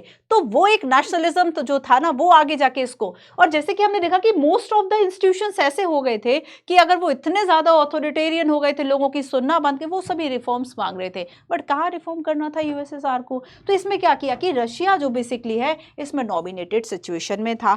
ठीक है, अब एक और प्रॉब्लम हो गई, जानते हो, एक और जो सबसे बड़ी प्रॉब्लम हुई, जिस प्रॉब्लम से अब सोवियत जो सिस्टम था वो डिसइंटीग्रेशन की तरफ बढ़ा, वो था आर्म रेस।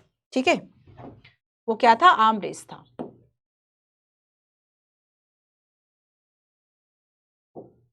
अच्छा, ये तो आपका हो गया। ठीक है, एक और स्लाइड ऐड कर लेते हैं, थोड़े से नोट ज़्यादा बनेंगे पर कोई बात नहीं, शुरुआती अगर चीज़ों को अच्छे से समझेंगे, स्टार्टिंग के जो चैप्टर्स उसको अच्छे से समझेंगे, तो आगे के जो कॉन्सेप्ट्स हैं। अच्छा, कुछ स्टूडेंट को ये भी लगा कि जो आपका लास्ट 11th वाला जो था, उसके कुछ चैप्टर्स लास्ट में जो है, कहीं ना कहीं देखो उन टॉपिक्स को कवर करा दिया गया था, इसलिए उस पर दोबारा जो है बहुत ज़्यादा नहीं उसको छेड़ा गया। और फिर भी अगर आपको लगता है कि उसमें कुछ और बता सकती थी, मैं उसको ज़्यादा अच्छे से एक्सप्लेन कर सकती थी, तो जब आपका, अभी मैं एक उस पर लाइव सेशन लेकर आऊँगी, तब मैं उन तीनों लास्ट के जो चैप्टर्स हैं उसको मैं कंप्लीट करा दूंगी। ठीक है, चलिए। तो नेगेटिव हो गया। अब देखो, सोवियत यूनियन में जो एक और प्रॉब्लम थी, सोवियत सिस्टम में, ये थी हथियारों की होड़। और कहीं कहीं ये जो हथियारों की होड़ थी ना, ये टाइम टू टाइम बेसिकली टक्कर यूएस को दे भी देते थे। ये हथियारों की होड़ किन किन के बीच में थी? यूएस और यूएसएसआर के बीच में, है ना। और इस, आप खुद बताइए कि अगर आपके पास, आज जैसे हम पाकिस्तान की बात करते हैं कि भाई अगर खाने को नहीं है तो पहले खाने की व्यवस्था पहले कर लो, बंदूकें बाद में बना लेना, पर ऐसा नहीं होता। तो यूएस और यूएसएसआर के बीच में ये जो आर्म रेस थी ना, हथियारों की होड़ थी ना, सो बेसिकली यूएसएसआर ने मैनेज तो इसको कर लिया, बट अ ग्रेट कॉस्ट, बहुत ज्यादा एक जो कीमत है वह यूएसएसआर को चुकानी पड़ी। ठीक है, तो हमने देखा कि इस हथियारों की होड़ के बाद एक जो ग्रेट कॉस्ट है वह चुकानी पड़ी। और इसमें जो सोवियत यूनियन था, ये सोवियत यूनियन क्या हो गया? बेसिकली वेस्ट इन टेक्नोलॉजी इंफ्रा। देखो, अगर हम टेक्नोलॉजी इंफ्रास्ट्रक्चर की बात करें, तो यूएस जो है, या वेस्ट की बात करें, तो इसने काफी डेवलप कर लिया था, बट यूएसएसआर जो है वह इसमें क्या हुआ? पिछड़ गया। ठीक है, यूएसएसआर की बात करेंगे कि यूएसएसआर जो है ये बेसिकली इसमें क्या हुआ? बैकवर्ड हो गया। तो यहाँ पे एक बैकवर्डनेस जो है टेक्नोलॉजी की या कम्युनिकेशंस की, वह आ गई, क्योंकि सारी चीजें, सारा पैसा तो आपको आर्म रेस में लगाना था, तो इसको बेसिकली हम देखेंगे एक भारी कीमत जो है वह चुकानी पड़ी, बट एट ग्रेट कॉस्ट। एक भारी कीमत जो है वो बेसिकली चुकाई। ठीक है, साथ ही देखो कि अब वेस्ट तो वैसे भी आगे निकल गया टेक्नोलॉजी में, उन सब में, तो लोगों के जो एस्पिरेशंस थे, जो आकांक्षाएं थी, जो पीपल्स एस्पिरेशंस थे, वो कंप्लीट नहीं हो पाए। ठीक है, वो फुलफिल नहीं हो पाए। People aspirations politically and economically politically and economically. ठीक है, ये बेसिकली क्या हुए, फुलफिल नहीं हुए, ये फुलफिल नहीं हुए। ठीक है, ये इसलिए नहीं हो क्योंकि अब सरकार कितना वेलफेयर पे काम करेगी, जब उसके पास पैसा रहेगा तभी तो करेगी ना, बट उसने पैसा कहाँ लगा दिया, सारा आर्म रेस में लगा दिया। ठीक है, साथ ही हम देखेंगे कि मजदूरी तो बढ़ती जा रही थी बट प्रोडक्टिविटी या टेक्नोलॉजी जो है वो कम होती जा रही थी। ठीक है, तो यहाँ पर क्या था कि जो वेजेस था ना वो तो इंक्रीज हो रहा था, बट जो प्रोडक्टिविटी थी, जो क्वालिटी थी, प्रोडक्टिविटी, ठीक है, ये बेसिकली क्या हो रही थी, प्रोडक्टिविटी एंड टेक्नोलॉजी ये बेसिकली डिक्रीज होती जा रही थी, कम होती जा रही थी। तो लोगों में बेसिकली एक जो भावना है वह आने लगी थी, वह किसकी आ रही थी, बैकवर्डनेस की। ठीक है, सो और आगे हम देखेंगे कि अब अभी तक जो सारी चीजें पेन से लेके कार तक आप बना रहे थे, अब क्या हो गया, अब शॉर्टेज हो गया कंज्यूमर्स चीजों का। ठीक है, तो shortage in all consumer goods, in all, और ऐसे में आप क्या करोगे, अब सरकार क्या करेगी, इंपोर्ट करेगी, shortage in all consumer goods. ठीक है, अब ये सिचुएशन होगी तो ऑब्वियस सी बात है जो फूड इंपोर्ट है ना ये इंक्रीज हो गया, खाने की जो वस्तुएं है ना वो भी एटलीस्ट क्या हो गई, इंक्रीज हो गई, बढ़ने लगी। और 1970 तक आते आते, ठीक है, ये प्रॉब्लम्स थी एंड 1970 तक ये जो व्यवस्था है वह लड़खड़ा गई और ठहर गई। सोवियत सिस्टम 1970s की डिकेड की हम बात करें तो जो सोवियत इकोनॉमी थी सोवियत इकोनॉमी भी फैल्टरिंग, लड़खड़ाना है ना, फैल्टरिंग एंड स्टैग्नेंट। ठीक है, तो ये जो व्यवस्था है वह लड़खड़ाकर कब खत्म हो गई, 1970 के आसपास लड़खड़ाकर क्या हो गई, ठहर गई, इसकी जो इकोनॉमी थी सोवियत यूनियन की। अब खुद सोचिए कि लोगों में एक असंतोष बढ़ रहा है, एक साइकोलॉजिकली भी जो दबाव है वह आ रहा है कि जो वेस्ट है वो हमसे अच्छा कर रहा है। ठीक है, अब ऐसे में क्या होगा, दो लोग आ जाएंगे जो कि विघटन कर देंगे सोवियत यूनियन का। एक थोड़ा सा पृष्ठभूमि बनाएंगे, बैकग्राउंड देंगे, और दूसरे आके तख्ता पलट कर देंगे।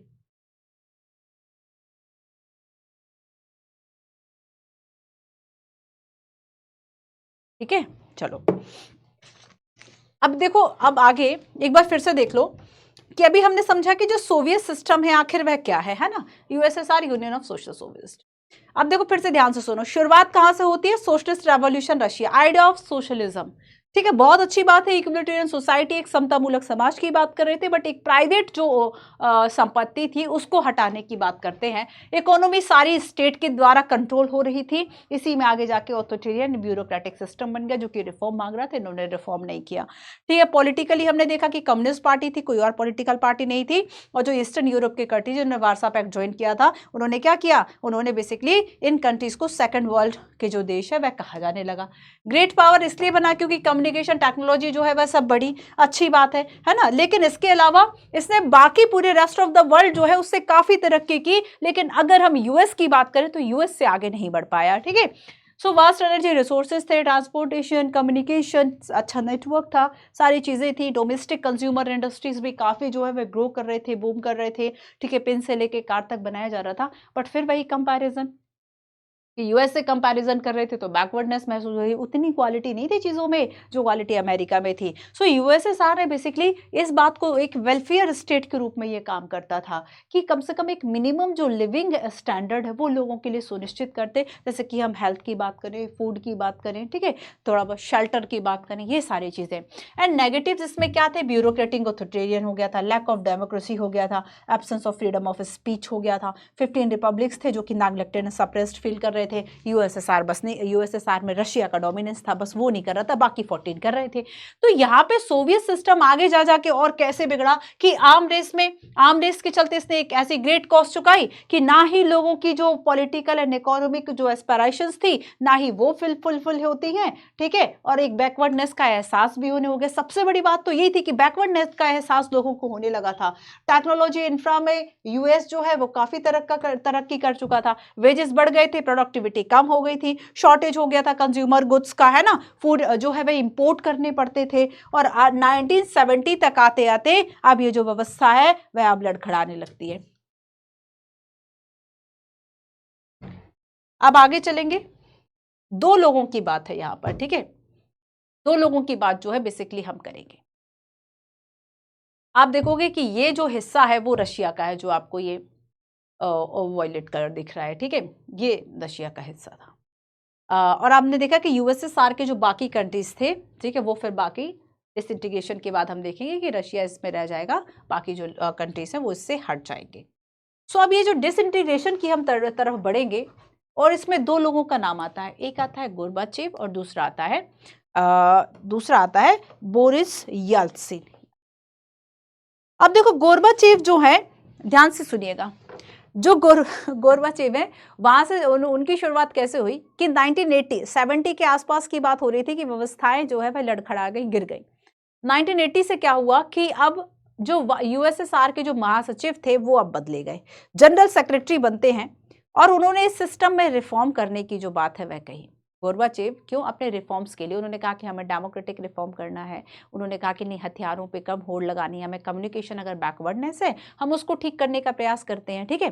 लोग तो ऑलरेडी असंतोष से भर चुके थे, अब उन्हें ये बात अच्छी लगी सुनने में।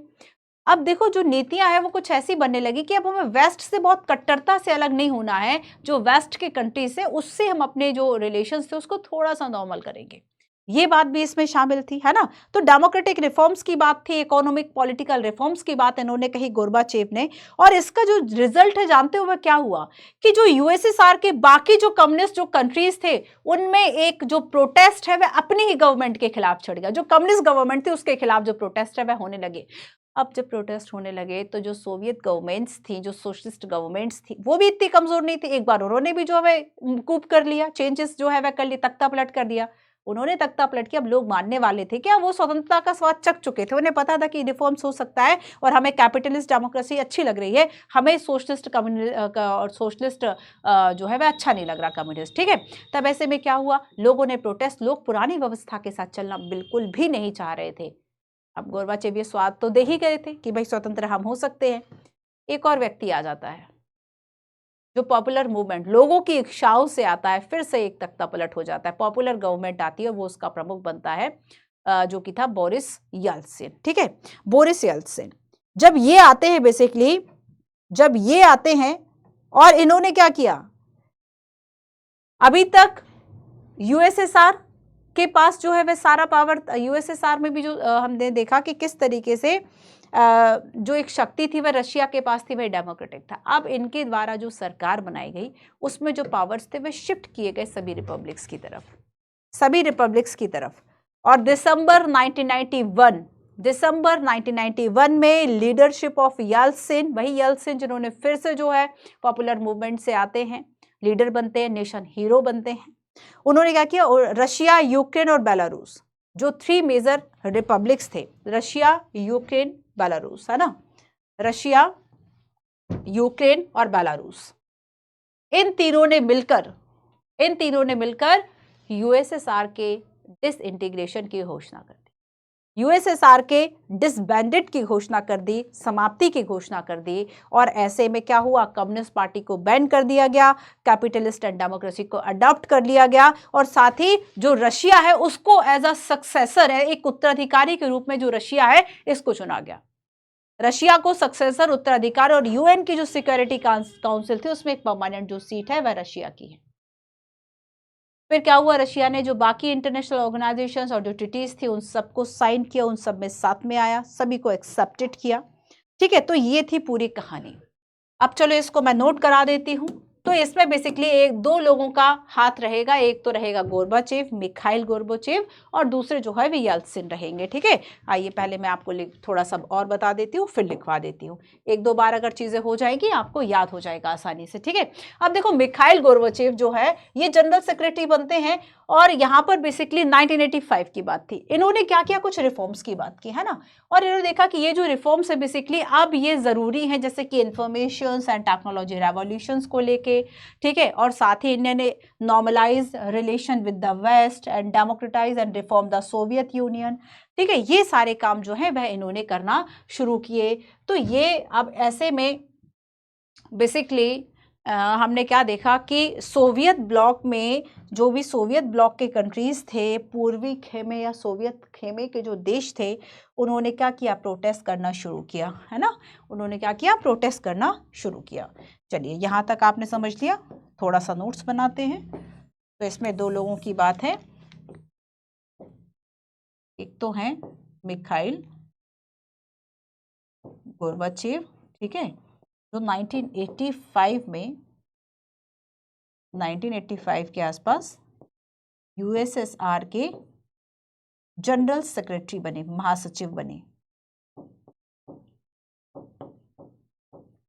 ठीक है। और बाद में ये बात कहाँ तक आ गई, बोरिस येल्त्सिन तक।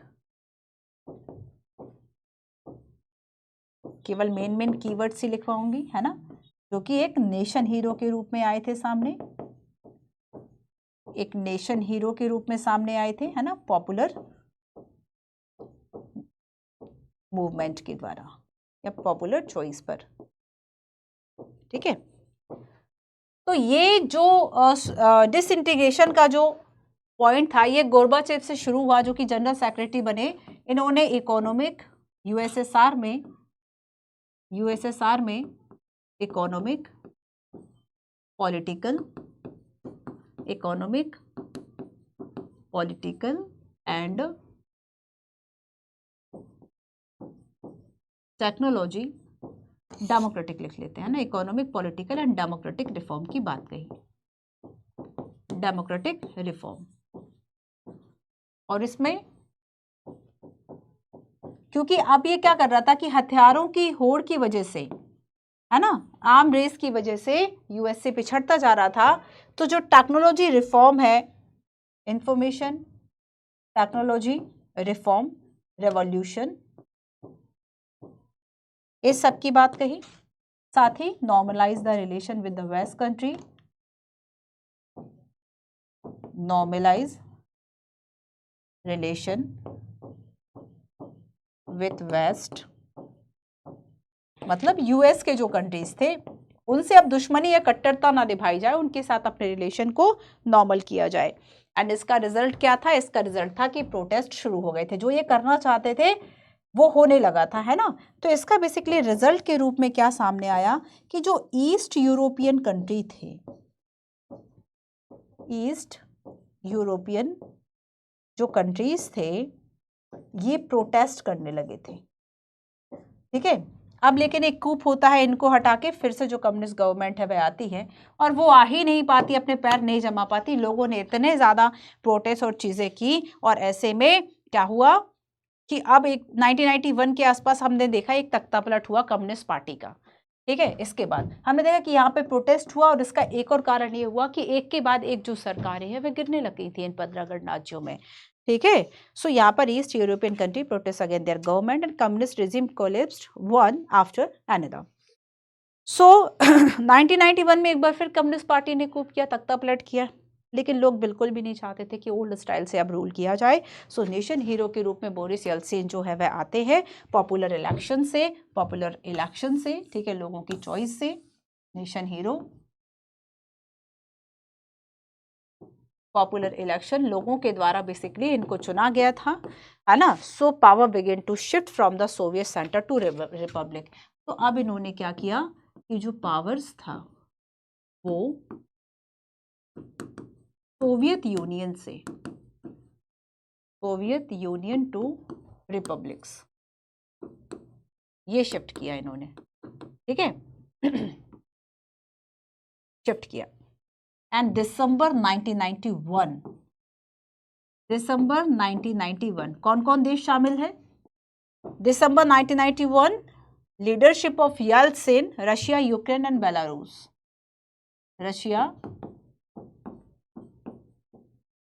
रशिया, यूक्रेन एंड बेलारूस, ठीक है। 3 major republic of the USSR declared USSR declared disbanded. ठीक है, यूएसएसआर की समाप्ति की घोषणा कर दी, सोवियत संघ की समाप्ति की घोषणा कर दी। ऐसे में यूएसएसआर का विघटन हो गया। ठीक है, सोवियत संघ का विघटन हो गया। कम्युनिस्ट पार्टी को बैन कर दिया गया, कम्युनिस्ट पार्टी को बैन कर दिया गया। कैपिटलिस्ट एंड डेमोक्रेसी को अडॉप्ट कर लिया गया, कैपिटलिस्ट एंड डेमोक्रेसी को अडॉप्ट कर लिया गया, अपना लिया गया, है ना। एंड रशिया को बेसिकली एक सक्सेसर के रूप में देखा गया। रशिया को यूएसएसआर या सोवियत के सक्सेसर, उत्तराधिकारी के रूप में देखा गया और यूएन में जो परमानेंट सीट है वह रशिया को दी गई। ठीक है, और इसके साथ ही ऑल जो इंटरनेशनल ट्रीटीज थी वो रशिया के द्वारा एक्सेप्टेड कर ली गई। ये कहानी थी। तो यहाँ पर यूएसएसआर का जो विघटन है ये हो गया। ठीक है, इस बात को याद रखना है, इंपॉर्टेंट है, हाईलाइट कर देती हूँ। 1991 में रशिया, यूक्रेन, बेलारूस जो कि मेजर रिपब्लिक थे, उन्होंने यूएसएसआर के विघटन की जो घोषणा है वह कर दी। ठीक है, अब वाई डिसइंटीग्रेशन एंड इसमें क्या बचा है next, why integration and integration के जो इम्पैक्ट थे, जो कंसिक्वेंसेस थे वो क्या रहे।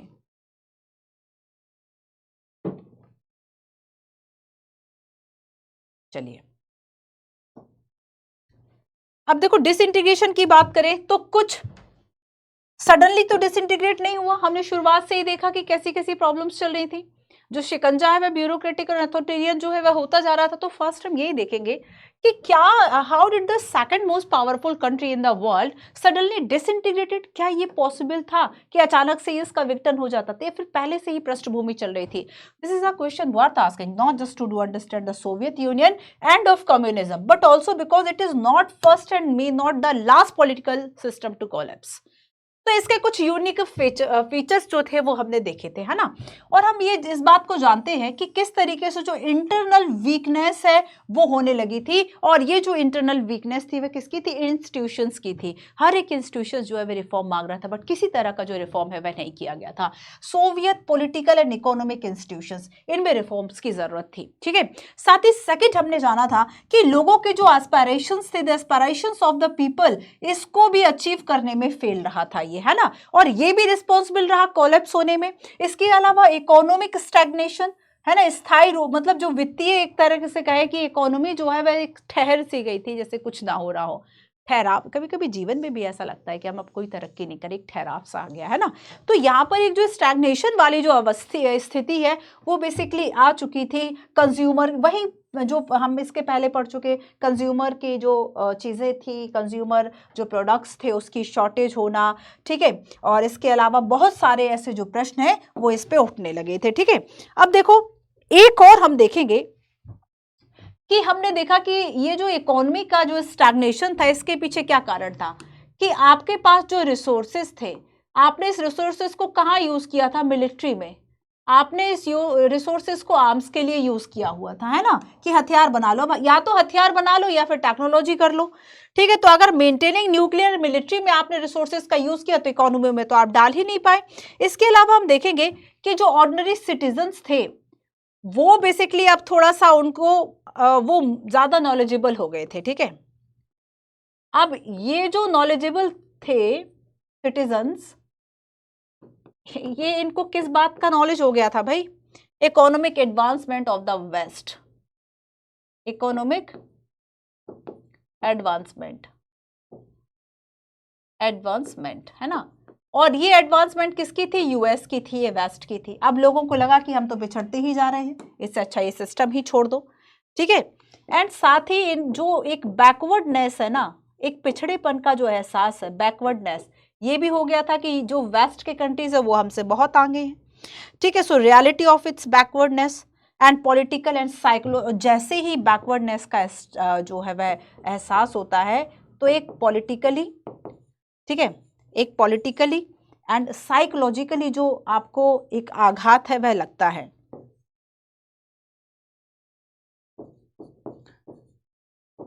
साइकोलॉजिकली एक शॉक लगता है, शॉक। ठीक है, ये कौन सा वाला शॉक था? एक आघात पहुंचना कि अरे अब रियलिटी का एहसास इनको हो चुका था, इनको रियलिटी का। तो ये कुछ ऐसे कारण थे कि जो सोवियत यूनियन है ये डिसइंटीग्रेट हो गया था, है ना। सोवियत यूनियन जो है वह डिसइंटीग्रेट हो गया था क्योंकि बहुत सारे ऐसे प्रॉब्लम्स हो रही थी, चाहे रिसोर्सेज की प्रॉब्लम्स हो। तो लोगों ने सोचा कि फिर हम क्यों आखिर इस सिस्टम को अपनाए हैं जब हमें इतनी ज्यादा प्रॉब्लम्स हैं। ठीक है, अब देखो इसकी कंसिक्वेंसेज आखिर क्या हुए, इसके हम कुछ कंसिक्वेंसेज की बात करें। ठीक है, तो सबसे पहली बात की जो 1945 से यूएसएसआर का जो विघटन है, यूएसएसआर का डिसइंटीग्रेशन है।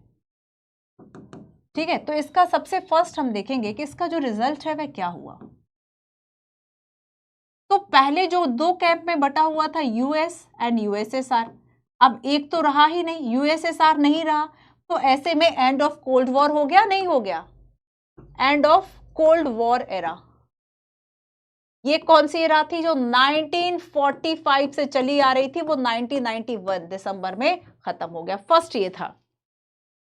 So the collapse of second world, दूसरी दुनिया के जो देश थे, Soviet Union and socialist system in eastern Europe had profound consequences for the world politics. विश्व राजनीति में इसके बहुत गहरे प्रभाव होते हैं। सबसे पहला प्रभाव तो यही हुआ था, ठीक है, कि जो कोल्ड वॉर जो है ये खत्म हो गया था। और जब कोल्ड वॉर खत्म हुआ तो एक डिस्प्यूट बेसिकली था कि कौन सी जो आइडियोलॉजी है वो बेटर है। जो एक आइडियोलॉजिकल वॉर भी तो चल रहा था ना कोल्ड वॉर में, कैपिटलिस्ट वर्सेस सोशलिज्म। तो यहां पर क्या था कि first of all it mean the end of cold war confrontations, the ideological dispute over whether the socialist system would beat the capitalist. क्या जो सोशलिस्ट सिस्टम है, क्या जो सोशलिस्ट सिस्टम है ये बीट कर पाएगा कैपिटलिस्ट सिस्टम को? अब ये इशू ही नहीं रहा, इशू नो मोर, इशू खत्म हो गया। पहली बात, कोल्ड वॉर खत्म हुआ। कोल्ड वॉर में आइडियोलॉजिकल वॉर था। आइडियोलॉजिकल वॉर ये था कि क्या सोशलिस्ट ज्यादा अच्छा परफॉर्म करेगा कैपिटलिस्ट से। दिखाई तो दे ही रहा था कि जो यूएस, जो वेस्ट के कंट्रीज हैं वो ज्यादा अच्छे से परफॉर्म कर रहे हैं सभी चीजों पे। तो अब ये जो प्रश्न है वो खत्म हो गया कि कौन अच्छा परफॉर्म करेगा, क्योंकि एक यूएसएसआर वही खत्म हो गया। ठीक है, तो बेसिकली हमने देखा कि ये जो टू ब्लॉक्स थे जो मिलिट्री के, जो कि ट्रिगर कर रहे थे जैसे कि आर्म रेस को, अकम्युलेशन ऑफ न्यूक्लियर वेपन को, ये कहीं ना कहीं ये जो आर्म रेस था, न्यूक्लियर वेपन था, जब ये खत्म हुआ ना तो ऐसे में एक विश्व शांति की जो स्थापना, पहले लगता है ऐसा ना युद्ध हो जाए, युद्ध हो जाए, युद्ध हो जाए, कभी इन केस ऐसी परिस्थिति बन जाती कि थर्ड वर्ल्ड वॉर हो जाता। दोनों न्यूक्लियर शक्ति थे, दोनों के पास काफी काफी देश थे, गणराज्य थे जो उसके साथ सहयोगी थे, सब लड़ते आपस में, सभी मर जाते। कहा भी जाता था अब तीसरा विश्व युद्ध होगा तो सिर्फ पत्थर बचेंगे, पत्थरों से होगा फिर, क्योंकि सभी जो है न्यूक्लियर पावर हो गए। हम बीच में जब आगे बात करेंगे ना काफी इंटरनेशनल ऑर्गेनाइजेशन की, इंडिया की, पाकिस्तान की, यूएन की, रशिया, चाइना, ब्रिटेन, अमेरिका, इन सब देशों की, तब हम न्यूक्लियर एनर्जी, न्यूक्लियर पावर पे बात करेंगे कि इंडिया का बेसिकली क्या प्रोग्राम था, किस तरीके से हम न्यूक्लियर पावर बने और विश्व में क्या क्या प्रॉब्लम्स आई, हम उन सभी चीजों को देखेंगे। तो देखो अब एक प्रश्न तो ये खत्म हो गया था, एंड ऑफ कोल्ड वॉर। सो इसमें देखो टू पॉसिबिलिटी थी। एंड ऑफ कोल्ड वॉर जो है ये टू पॉसिबिलिटीज के साथ शुरू हो गया था। एंड ऑफ कोल्ड वॉर और टू पॉसिबिलिटी। अब देखो ये टू पॉसिबिलिटीज ये थी कि अब जो है क्या केवल अगर यूएस रहेगा, क्या यूएस अगर पावर बनेगा तो क्या ये विश्व जो है अब यूनिपोलर हो जाएगा। यूनिपोलर का मतलब क्या हुआ? एक ध्रुवीय। एक ध्रुवीय मतलब कि क्या अब जो है सारी शक्तियां या पूरे विश्व में जो दिखाई देगा केवल यूएस होगा? ये क्वेश्चन मार्क की। या तो ये पॉसिबिलिटी है कि केवल जो कैपिटलिस्ट इकोनॉमी है ये डोमिनेट करेगी, जो कैपिटलिस्ट जो इकोनॉमी है, कैपिटलिस्ट जो इकोनॉमी है ये डोमिनेट करेगी, ठीक है। या फिर, और जैसे कहीं ना कहीं ये कर भी रही थी, जैसे कि आप देखेंगे कि अमेरिका या वेस्टर्न में जो वर्ल्ड बैंक है और आईएमएफ, ये जो संस्थाएं हैं कहीं ना कहीं अपना एक फाइनेंशियल तरीके से तो लोगों पे डिपेंडेंसी अपनी बना ही रही थी ना, कि लोग डिपेंडेंट हो जाएं इनसे लोन लेने के लिए। तो एक क्वेश्चन आ गया कि क्या अब जो है वह केवल यूएस की चलेगी, यूनिपोलर सिस्टम होगा, या फिर मल्टीपोलर सिस्टम। दो पॉसिबिलिटी हो सकती थी। अच्छा, मल्टीपोलर का मतलब क्या था? बहुध्रुवीय विश्व बनेगा। इसका मतलब क्या है, एक से ज्यादा जो है वह शक्ति के केंद्र होंगे। केवल अब यूएस की नहीं चलेगी, बल्कि बाकी भी जो देश है उन सबकी मिले जुले तरीके से चीजें चलेंगी। ठीक है, तो यहां पर देखो कि जब हमने देखा था कि बेसिकली, अच्छा एक और इसमें कहा जाता है कि जब सोवियत ब्लॉक जो है वह खत्म हुआ, सोवियत खेमा जो है वह खत्म हुआ, USSR, Soviet block and mean the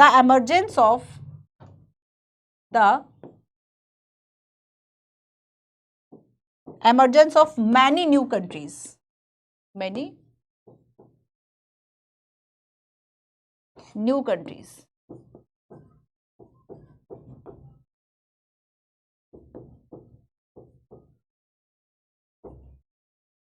बहुत सारे जो देश है उनका, जो स्वतंत्र देश थे उनका उदय हुआ। ठीक है, ये इसमें कुछ बातें हो गई।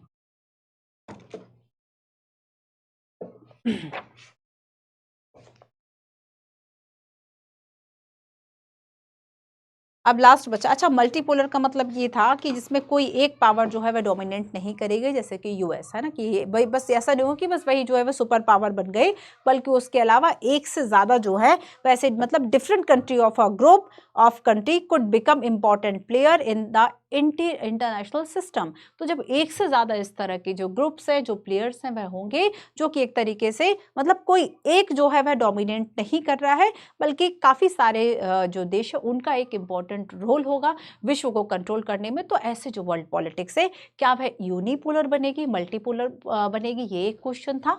ठीक है, और जैसे ही हमने इसमें थर्ड देखा, तीन प्रमुख प्रभाव थे। फर्स्ट तो ये था कि कोल्ड वॉर का एंड हो गया था।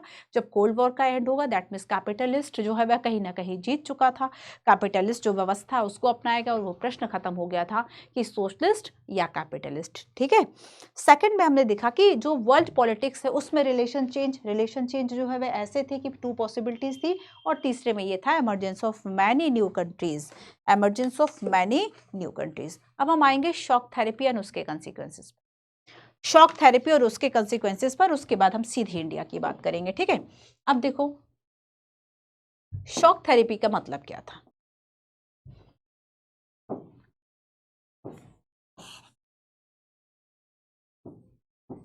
शॉक थेरेपी,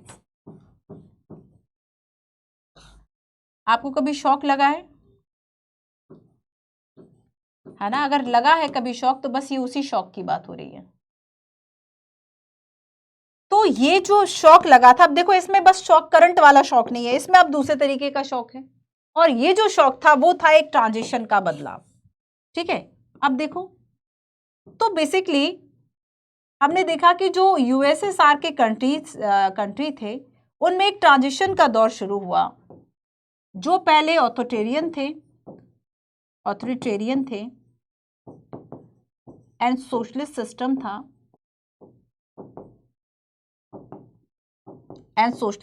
था, ये अब क्या कर रहे हैं, ये बेसिकली अब ट्रांजिशन, ये अब बदलेंगे। ठीक है, इनका जो संक्रमण है वह शुरू हुआ।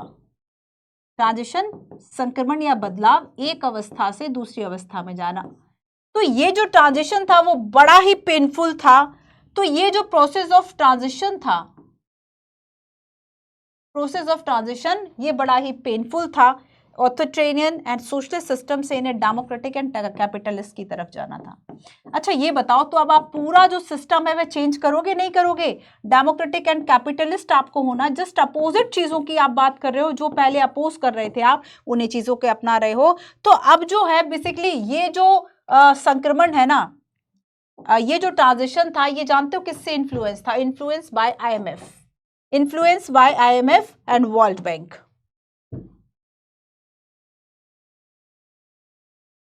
Influence by IMF and world bank.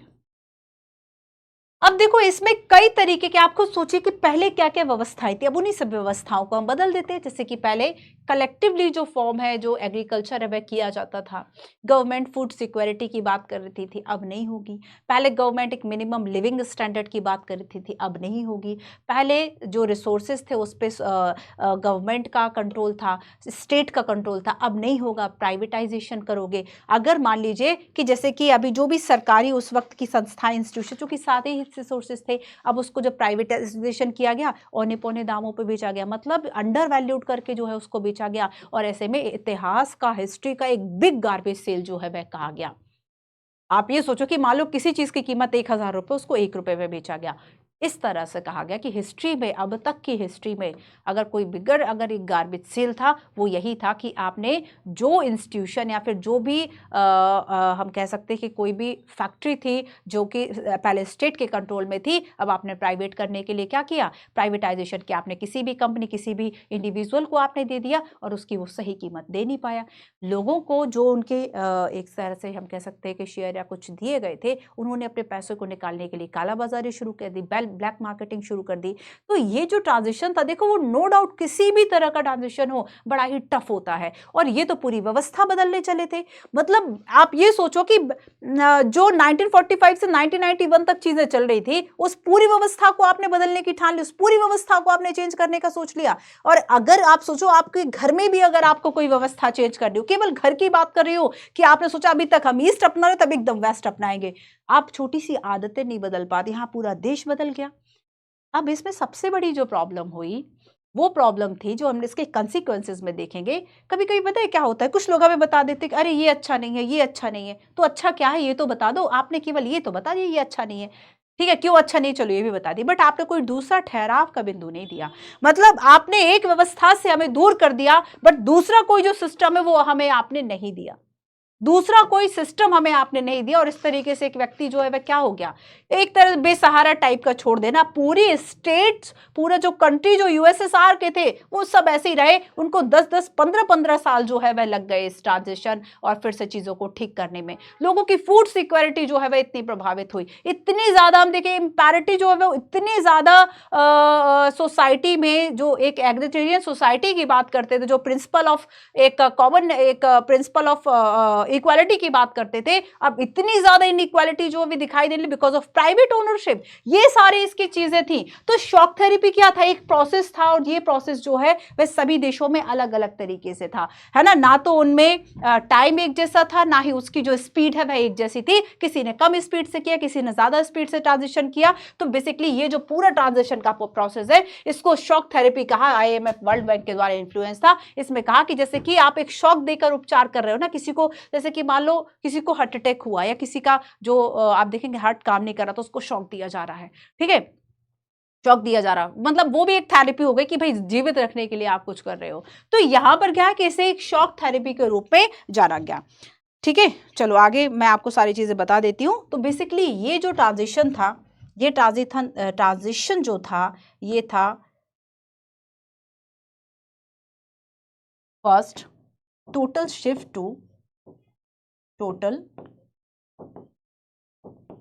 to a capitalist economy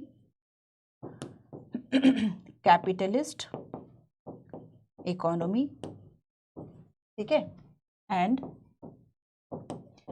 private ownership. देखो पहले तो प्राइवेट ओनरशिप थी नहीं, अब आपको प्राइवेट ओनरशिप जो है वे देनी, कैपिटलिस्ट मतलब आप प्राइवेट ओनरशिप करोगे, है ना, प्राइवेटाइजेशन करोगे, privatisation of state assets, privatisation of state assets. पहले जो राज्य की संपत्तियां हुआ करती थी, राज्य ओन कर रहा था, उन सभी स्टेट एसेट्स का आपने क्या किया, प्राइवेटाइजेशन कर दिया, है ना, प्राइवेटाइजेशन कर दिया। अब नेक्स्ट हम देखेंगे कि इसमें एक और जो चीज जो प्रोसेस चल रही था, पहले क्या था कि कलेक्टिवली तरीके से जो फॉर्म है, ठीक है, कलेक्टिव जो फॉर्म्स है, ठीक है, इन पे जो खेती है वह की जाती थी, अब इसको रिप्लेस कर दिया, रिप्लेस बाय प्राइवेट फार्मिंग। पहले कलेक्टिवली फॉर्म हुआ करते थे कि सामूहिक रूप से जो है बेसिकली सरकार उस जमीन को ओन कर रही थी और उस पे जो खेती है वह कराई जा रही थी, बड़े बड़े खेत थे, फार्मिंग कृषि उस पे की जाती थी, अन्न का ज्यादा उत्पादन होता था, ज्यादा प्रोडक्शन होता था, और सरकार सिक्योरिटी भी दे रही थी लोगों को, फूड की जो सिक्योरिटी है वह भी दे रही थी, है ना। अब देखो अब क्या किया गया कि ये जो कलेक्टिव फॉर्म थे अब इन्हें रिप्लेस किया गया, रिप्लेस बाय प्राइवेट, ठीक है, replace by private farming.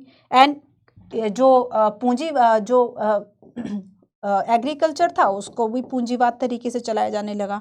So capitalism in agriculture, capitalism in agriculture, ठीक है। अब देखो ये जो प्रॉब्लम्स थी, है ना, मतलब ये जो एक ट्रांजिशन था, ये पूरा इतना ज़्यादा ट्रांजिशन जो है वह इतना ज़्यादा चेंज, एक ड्रास्टिक चेंज लाया गया इनकी पॉलिसी में, ड्रास्टिक चेंज लाया गया। अब देखो, और ज़्यादातर पता है ये चेंज ऐसा था कि मान लो, अब देखो इस चेंज को समझना, जो नेक्स्ट चेंज मैं समझाने वाली हूँ, ये चेंज कुछ ऐसा किया गया कि जो ये इकोनॉमी जो थी, ठीक है, इन सभी को केवल आपस में ना जोड़कर, ऐसा नहीं था कि ये देखो पहले मान लो कि ये खुद सरकार जो है इनकी जो भी स्टेट में जो भी कंट्री में जो भी गवर्नमेंट है वो सारी चीज़ों को ओन कर रही थी, ठीक है। हो सकता है कि आपस में उतना जो ट्रांजेक्शन जो ट्रेड था वो नहीं होता था, है ना। लेकिन अब क्या था, अब देखो, अब इन सभी व्यवस्थाओं को, इन सभी कंट्रीज को आपस में नहीं जोड़ा गया, बल्कि इन सभी कंट्रीज को वेस्ट के साथ जोड़ दिया गया, इन सभी कंट्रीज को यूएस के साथ जोड़ दिया गया। और अब जो यूएस, वर्ल्ड बैंक, इन सब की, आईएमएफ की जो नीतियां थी, जो पॉलिसी थी, वो इन सब देशों पे थोपी गई। तो एक तरीके से क्या किया गया, यूएस इनका लीडर बन गया, नहीं बन गया, तो कहीं ना कहीं यूएस की जो हेगमनी है वह स्थापित हो गई, है ना। तो यहां पर देखो कि ये इसमें जो इनकी पॉलिसीज थी उसमें भी बड़ा ट्रांजिशन हुआ, और इसमें involved a drastic change, involved a drastic change in the external orientation of these economy, change in external orientation, external orientation of these economies, these economy. और इसमें सबसे बड़ा चेंज यही था कि इन्हें आपस में जोड़े बिना बाहर जो वेस्ट के कंट्रीज है उनसे स्विच किया गया। इसके अलावा देखो जैसे कि एफडीआई जैसे कॉन्सेप्ट या फ्री ट्रेड जैसे कॉन्सेप्ट हैं, ठीक है, फ्री ट्रेड कॉन्सेप्ट। तो फ्री ट्रेड एग्रीमेंट, इस तरह की जो चीज, इस तरह के जो इकोनॉमी टूल्स हैं, ट्रेड टूल्स है, इसको यूज किया गया। फॉरेन डायरेक्ट इन्वेस्टमेंट बेसिकली कहा गया कि ये जो है वह आपके विकास का एक मेन इंजन होगा, है ना। एफडीआई जो है वह क्या होगा, एक मेन इंजन होगा। तो बेसिकली इन सभी व्यवस्थाओं को स्विच कर दिया गया, इन सभी व्यवस्थाओं को क्या किया गया, स्विच कर दिया गया एक फ्री ट्रेड एग्रीमेंट की तरफ, ठीक है। सो और नेक्स्ट ये था कि ये जो इकोनॉमी है वो उन्हें आपस में भी तो जोड़ा जा सकता था, but linked directly to with West, linked directly to the West, सीधा इनको वेस्ट से जोड़ दिया गया। अब जब वेस्ट से जोड़ा, and not to each other in the region, and not to each other in the region, so now हम देखा कि western capitalist state now become the leader, है ना। तो इस तरह से जो व्यवस्थाएं बनी, इसमें जो वेस्ट था वह लीडर के रूप में आया, जो वेस्ट था वह लीडर बन गया इन सभी कंट्रीज के लिए, ठीक है। ये था शॉक थेरेपी। अब देखो हम शॉक थेरेपी के कुछ कंसिक्वेंसेस की बात करते हैं, ठीक है। अब कंसिक्वेंसेस इसके क्या हुए, कंसिक्वेंसेस ये हुए बेसिकली कि लोगों को लगता था कि जो ये ट्रांजिशन है कि आप सोशलिस्ट से कन्वर्ट कर रहे हैं, ये एक इकोनॉमिक डिजास्टर के रूप में लोगों के सामने आया, और जो स्टेट कंट्रोल वाला जो ढांचा था वो पूरी तरह से खराब हो गया, पूरी तरह से खत्म हो गया, बिगड़ गया। और जो ट्रांजिशन है वो बिल्कुल भी सही नहीं रहा। मतलब लोग सोचते थे कि बहुत अच्छा हो जाएगा, मतलब कभी कभी हम सोच, अरे ये चीज हमारे पास नहीं है इसलिए मेरी पढ़ाई रुकी है, मेरे पास ये वाला पेन नहीं है। और जब वो पेन, वो बुक आ गई, या वो टेबल आ गई, वो लैंप आ गया। तो स्टूडेंट लाइफ में ऐसा होता है, जैसे कि मेरे दिमाग में भी था, मैंने लैंप बहुत लेट लिया। तो मुझे आदत थी जैसे कि सनलाइट में पढ़ रहे हैं, ज़्यादातर बालकनी में बैठ के पढ़ रहे हैं, या फिर मैं बहुत कम ऐसा था कि लैंप लगा के पढ़ रही हूँ, नॉर्मल रोशनी। तो कभी कभी लगता था किसी ने कह दिया अरे लैंप ले लो पढ़ने में, ये था, तो लगता था यार लैंप नहीं है इसलिए पढ़ाई नहीं हो रही, है ना। फिर उसके बाद लैंप ले लिया, फिर पता चलता है कि उससे भी पढ़ाई नहीं होती। फिर लगता था टेबल चेयर जो है वह चेंज करनी चाहिए, अच्छी एक आरामदायक कंफर्टेबल चेयर लेंगे तब हमारी पढ़ाई ज़्यादा होगी, वही कृपा रुकी है। फिर ऐसा नहीं था, हमने चेयर ले लिया, अब भी पढ़ाई नहीं हो रही। वहाँ पे भी यही हाल कि पहले लग रहा था कि हम कैपिटलिस्ट को अपना लेंगे, हम वेस्ट की टेक्नोलॉजी हमें मिल जाएगी, वहां का डेवलपमेंट हमें मिल जाएगा, है ना। कहा जाता, जब आप हिस्ट्री में पढ़ोगे तो वेस्ट का जो प्रतीक है वह नीली जीन्स हुआ करती थी, है ना। और वो नीली जीन्स ऐसी है कि आज हर एक आदमी के वार्डरोब में होगी, आपके पास भी होगी नीली जीन्स। वो नीली जीन्स अमेरिका की प्रगति को दिखाता है। आपको पता है जब एक बार पबेड पहले मेरा सब्जेक्ट हुआ करता था, तो पबेड जब मैंने पढ़ा उसमें एक केस स्टडी थी कि जो वर्कर्स थे, ठीक है, उनके जो क्लॉथ्स थे वह ज़्यादा गंदे होते थे, तो उनके लिए बेसिकली एक ऐसा कपड़ा बनाया गया जो कि जीन्स के रूप में आज हमारे सामने है कि वो ज़्यादा गंदा नहीं होगा, वो जितना गंदा होगा उतना अच्छा लगेगा, जीन्स को आपको ज़्यादा धोने की ज़रूरत नहीं पड़ती होगी। तो वो जो जीन्स थी ना, जो शुरुआत वहाँ से हुई थी लेबर्स के लिए। आज सोचिए कि आज हर एक, मतलब वर्ल्ड में मुझे लगता है सभी के पास, और सब उसको पहनते होंगे जीन्स को। ये शुरुआत में केवल लेबर्स के लिए लाया गया था जीन्स। तो इसमें क्या था कि वो जो नीली जीन्स, जब लोगों को लगा कि फ्रीडम का मतलब नीली जीन्स, लेकिन जब वो नीली जीन्स पहनी गई तब उसमें उतनी फ्रीडम हमें दिखाई नहीं दी, क्योंकि हमें उसको कुछ नेगेटिव इम्पैक्ट भी दिखाई दे गए। वैसे ही था कि वेस्ट की टेक्नोलॉजी, वेस्ट का कम्युनिकेशन, वेस्ट का कैपिटलिज्म, डेमोक्रेसी हमें उतनी समझ में नहीं आई। मतलब वो जो हम सोचते थे कि अरे हमें स्वर्ग मिल जाएगा, वो स्वर्ग नहीं मिल पाया यहाँ के लोगों में। इवन एक थॉट जो था वो और मिट गया कि स्टेट ओन प्रॉपर्टी थी, स्टेट जो है वह अभी तक हमारी चीज़ों को पूर्ति कर रहा था, अब ये एक कंसिक्वेंसेस, इनइक्वालिटी का सबसे बड़ा कंसिक्वेंसेस आ गया, है ना। तो यहाँ पर क्या हुआ कि जो इकोनॉमी थी, सो बेसिकली पूरी जो इकोनॉमी, अर्थव्यवस्था थी, वह अस्त व्यस्त होगी पूरे रीजन में। अब देखो पहले रशिया में क्या था, लार्ज स्टेट कंट्रोल इंडस्ट्री थी, ठीक है, वो सारी कोलैप्स हो गई। 90% ऑफ जो इंडस्ट्रीज थी उनको सेल किया गया प्राइवेट इंडिविजुअल्स को, कंपनी को, और and restructuring was carried out through market forces not by the government, ठीक है। और जो भी अब जिस भी तरीके से इकोनॉमी चलेगी, सारी चीजों को अब कौन करेगा, ये मार्केट डिसाइड करेगा, गवर्नमेंट डिसाइड नहीं करेगी। और देखो इसलिए यहां पर हमने देखा कि इसे लार्जेस्ट गराज जो सेल है वह कहा गया, सबसे बड़ी गराज सेल कहा गया हिस्ट्री की। As valuable industry were undervalued and sold at throwaway prices. So और सिटीजन्स के पास जो वाउचर्स थे वो भी उन्होंने कि चलो पैसा ठीक मिल जाए, इसके लिए उन्होंने ब्लैक मार्केट में बेच दिया। तो ये उसके कंसिक्वेंसेस थे, ठीक है। इसके अलावा कुछ और लिख लो, जैसे कि एक तो इसमें ये हो गया कि रशिया की जो रूबल करेंसी थी उसको भी डिक्लाइन किया गया। रशिया की जो करेंसी थी रूबल, ठीक है, ये भी डिक्लाइन हुई। अब ये जब डिक्लाइन हुई, लोगों के पास जो उनकी सेविंग थी वो खत्म हो गई, लोगों की जो सेविंग्स थी वो उससे बहुत प्रभावित हुई, ठीक है।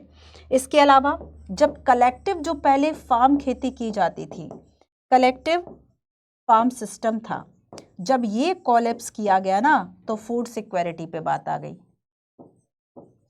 तब फूड सिक्योरिटी पे बात आ गई, फूड सिक्योरिटी की प्रॉब्लम्स होने लगी, खाद्य जो खाद्यान्न है वो नहीं मिल रहा था, है ना, उसकी परेशानी हो गई। नेक्स्ट देखो, इसके अलावा हमने देखा कि basically the old trading structure जो है वह ब्रेक डाउन हो गया, ठीक है। तो ओल्ड जो स्ट्रक्चर था, ओल्ड स्ट्रक्चर ये टूट गया, बट न्यू स्ट्रक्चर हमें नहीं मिला, ठीक है। न्यू स्ट्रक्चर जो है वह आखिर क्या हो, वही बात थी कि आपने दूसरे को बेसिकली ये कर दिया कि एक ठौर उसका मिटा दिया, जो अब तक जो चीज़ है वो मान रहा था, जिस तरीके से कर रहा था, आपने उसको ये विश्वास दिला दिया कि ये गलत है, बट उस गलती के बाद आपने उसको ये नहीं बताया कि सही क्या है ना। तो कोई न्यू स्ट्रक्चर जो है वो बेसिकली नहीं दिया गया, ठीक है। एंड देखो पहले जो ओल्ड सोशल वेलफेयर वाला स्ट्रक्चर था ये भी खत्म हो गया, सोशल वेलफेयर जो था ये खत्म हो गया, ये डिस्ट्रॉय हो गया। और ऐसे में क्या होगा, जब ये डिस्ट्रॉय हुआ, गवर्नमेंट ने सब्सिडीज है वो विड्रॉल कर ली, तो ऐसे में प्राइवेटाइजेशन बढ़ा और पॉवर्टी जो है वह बढ़ गई, पॉवर्टी इंक्रीज हुई, न्यू डिस्पैरिटीज जो है वह आई, असमानताएं जो है वह आई, न्यू डिस्पैरिटीज आई, ग्रेट इकोनॉमिक इनइक्वालिटी, है ना, इकोनॉमिक इनइक्वालिटीज जो है ये बढ़ गई। और यहाँ का इवन जो कॉन्स्टिट्यूशन था ना, कॉन्स्टिट्यूशन बड़ी जल्दबाजी में बना दिया गया था। और जो कॉन्स्टिट्यूशन बना था, जानते हो उसको क्या किया गया था, कि जो प्रेसिडेंट था उसको सारी शक्तियां दे दी गई थी, और जो वहां के जो बेसिकली इलेक्टेड गवर्नमेंट थी उसके पास कम पावर्स थे, ठीक है। तो यहाँ पर जो एग्जीक्यूटिव था वह प्रेसिडेंट था, और रिलेटिवली जो पार्लियामेंट थी वह वीक थी, जो कि इलेक्टेड रिप्रेजेंटेटिव थे वह वीक थी। तो ऐसे में प्रेसिडेंट बहुत ज्यादा ही अधिकारवादी ऑथोरिटेरियन जो है वह, जैसे कि आप आज रूस के आप राष्ट्रपति की बात कर लें, तो यहाँ पर हमने देखा कि बेसिकली एक हम कह सकते हैं कि और ऑपोजिशन जो है वह भी नहीं था। तो ये शॉक थेरेपी के कंसिक्वेंसेस क्या रहे? कंसिक्वेंसेस क्या रहे? सारे नेगेटिव ही तो रहे। क्या फायदा हुआ यूएसएसआर के विघटन का और क्या इसके बेनिफिट्स हुए? दिख रहा है आपको कि कोई बेनिफिट की अभी तक मैंने बात की कि नहीं, ये बेनिफिट हो गया।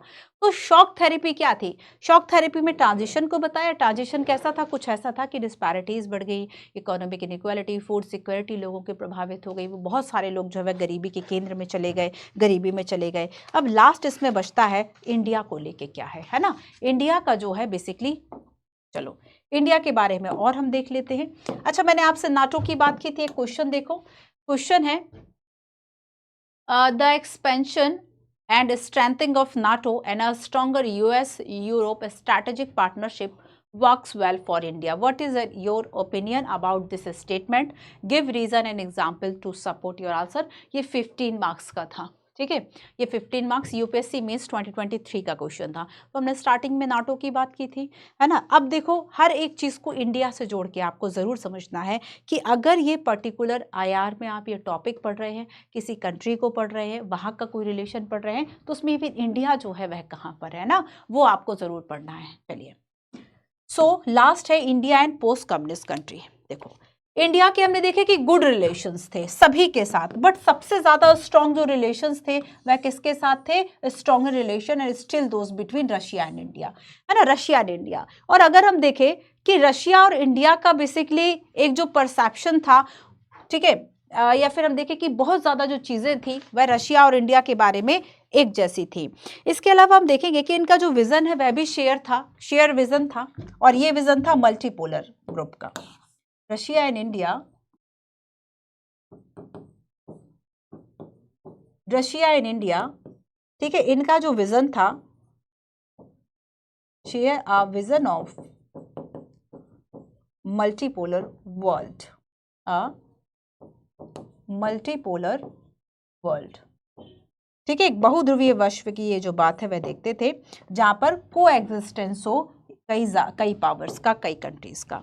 इसके अलावा देखो कलेक्टिव सिक्योरिटी की बात करते हैं।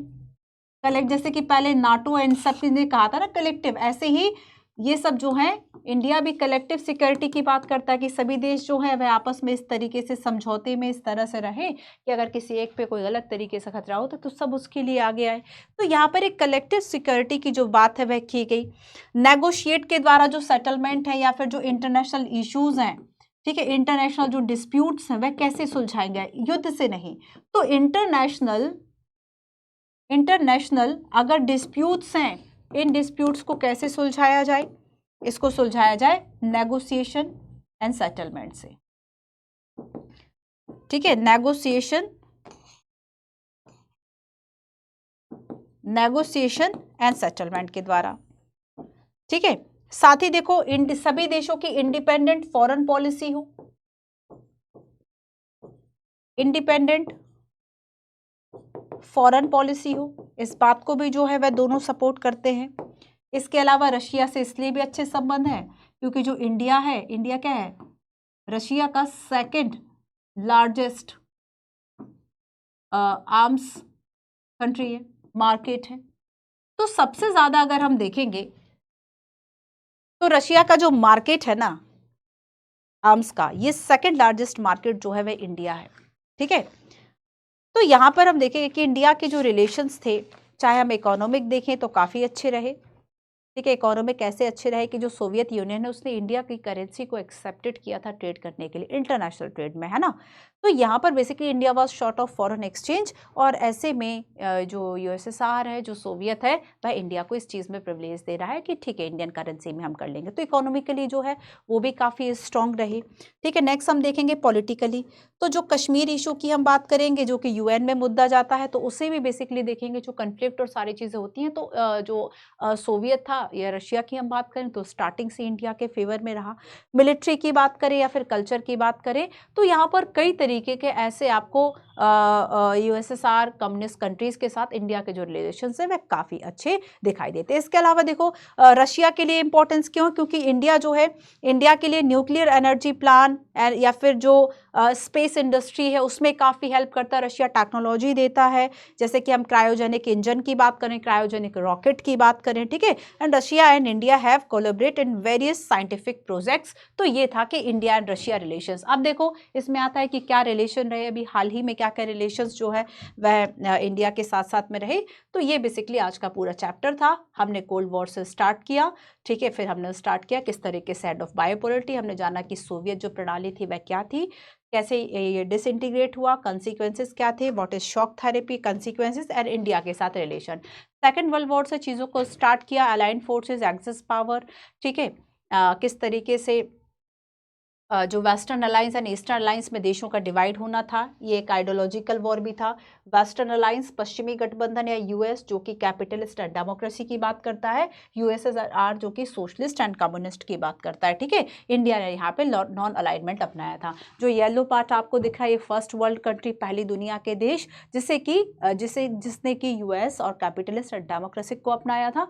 सेकेंड हमने देखा जो रेड में आपको दिखाई दे रहा है यूएसएसआर, जो ईस्ट यूरोपियन कंट्रीज थे ये उन्होंने सोशलिस्ट एंड कम्युनिस्ट को अपनाया था। सेकंड और थर्ड तीसरी दुनिया के देश जो कि हम कह सकते हैं विकसित थे, ठीक है।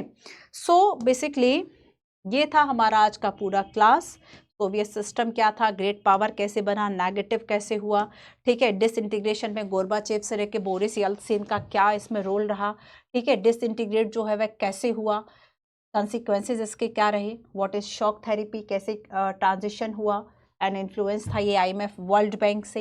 3-4 इंपॉर्टेंट इसके पॉइंट्स देखे, ठीक है, और इंडिया के बारे में बात की। और एक लास्ट में मैंने आपको 2023 का एक क्वेश्चन बताया, इसमें आप सोचिएगा क्या आप लिख सकते हैं।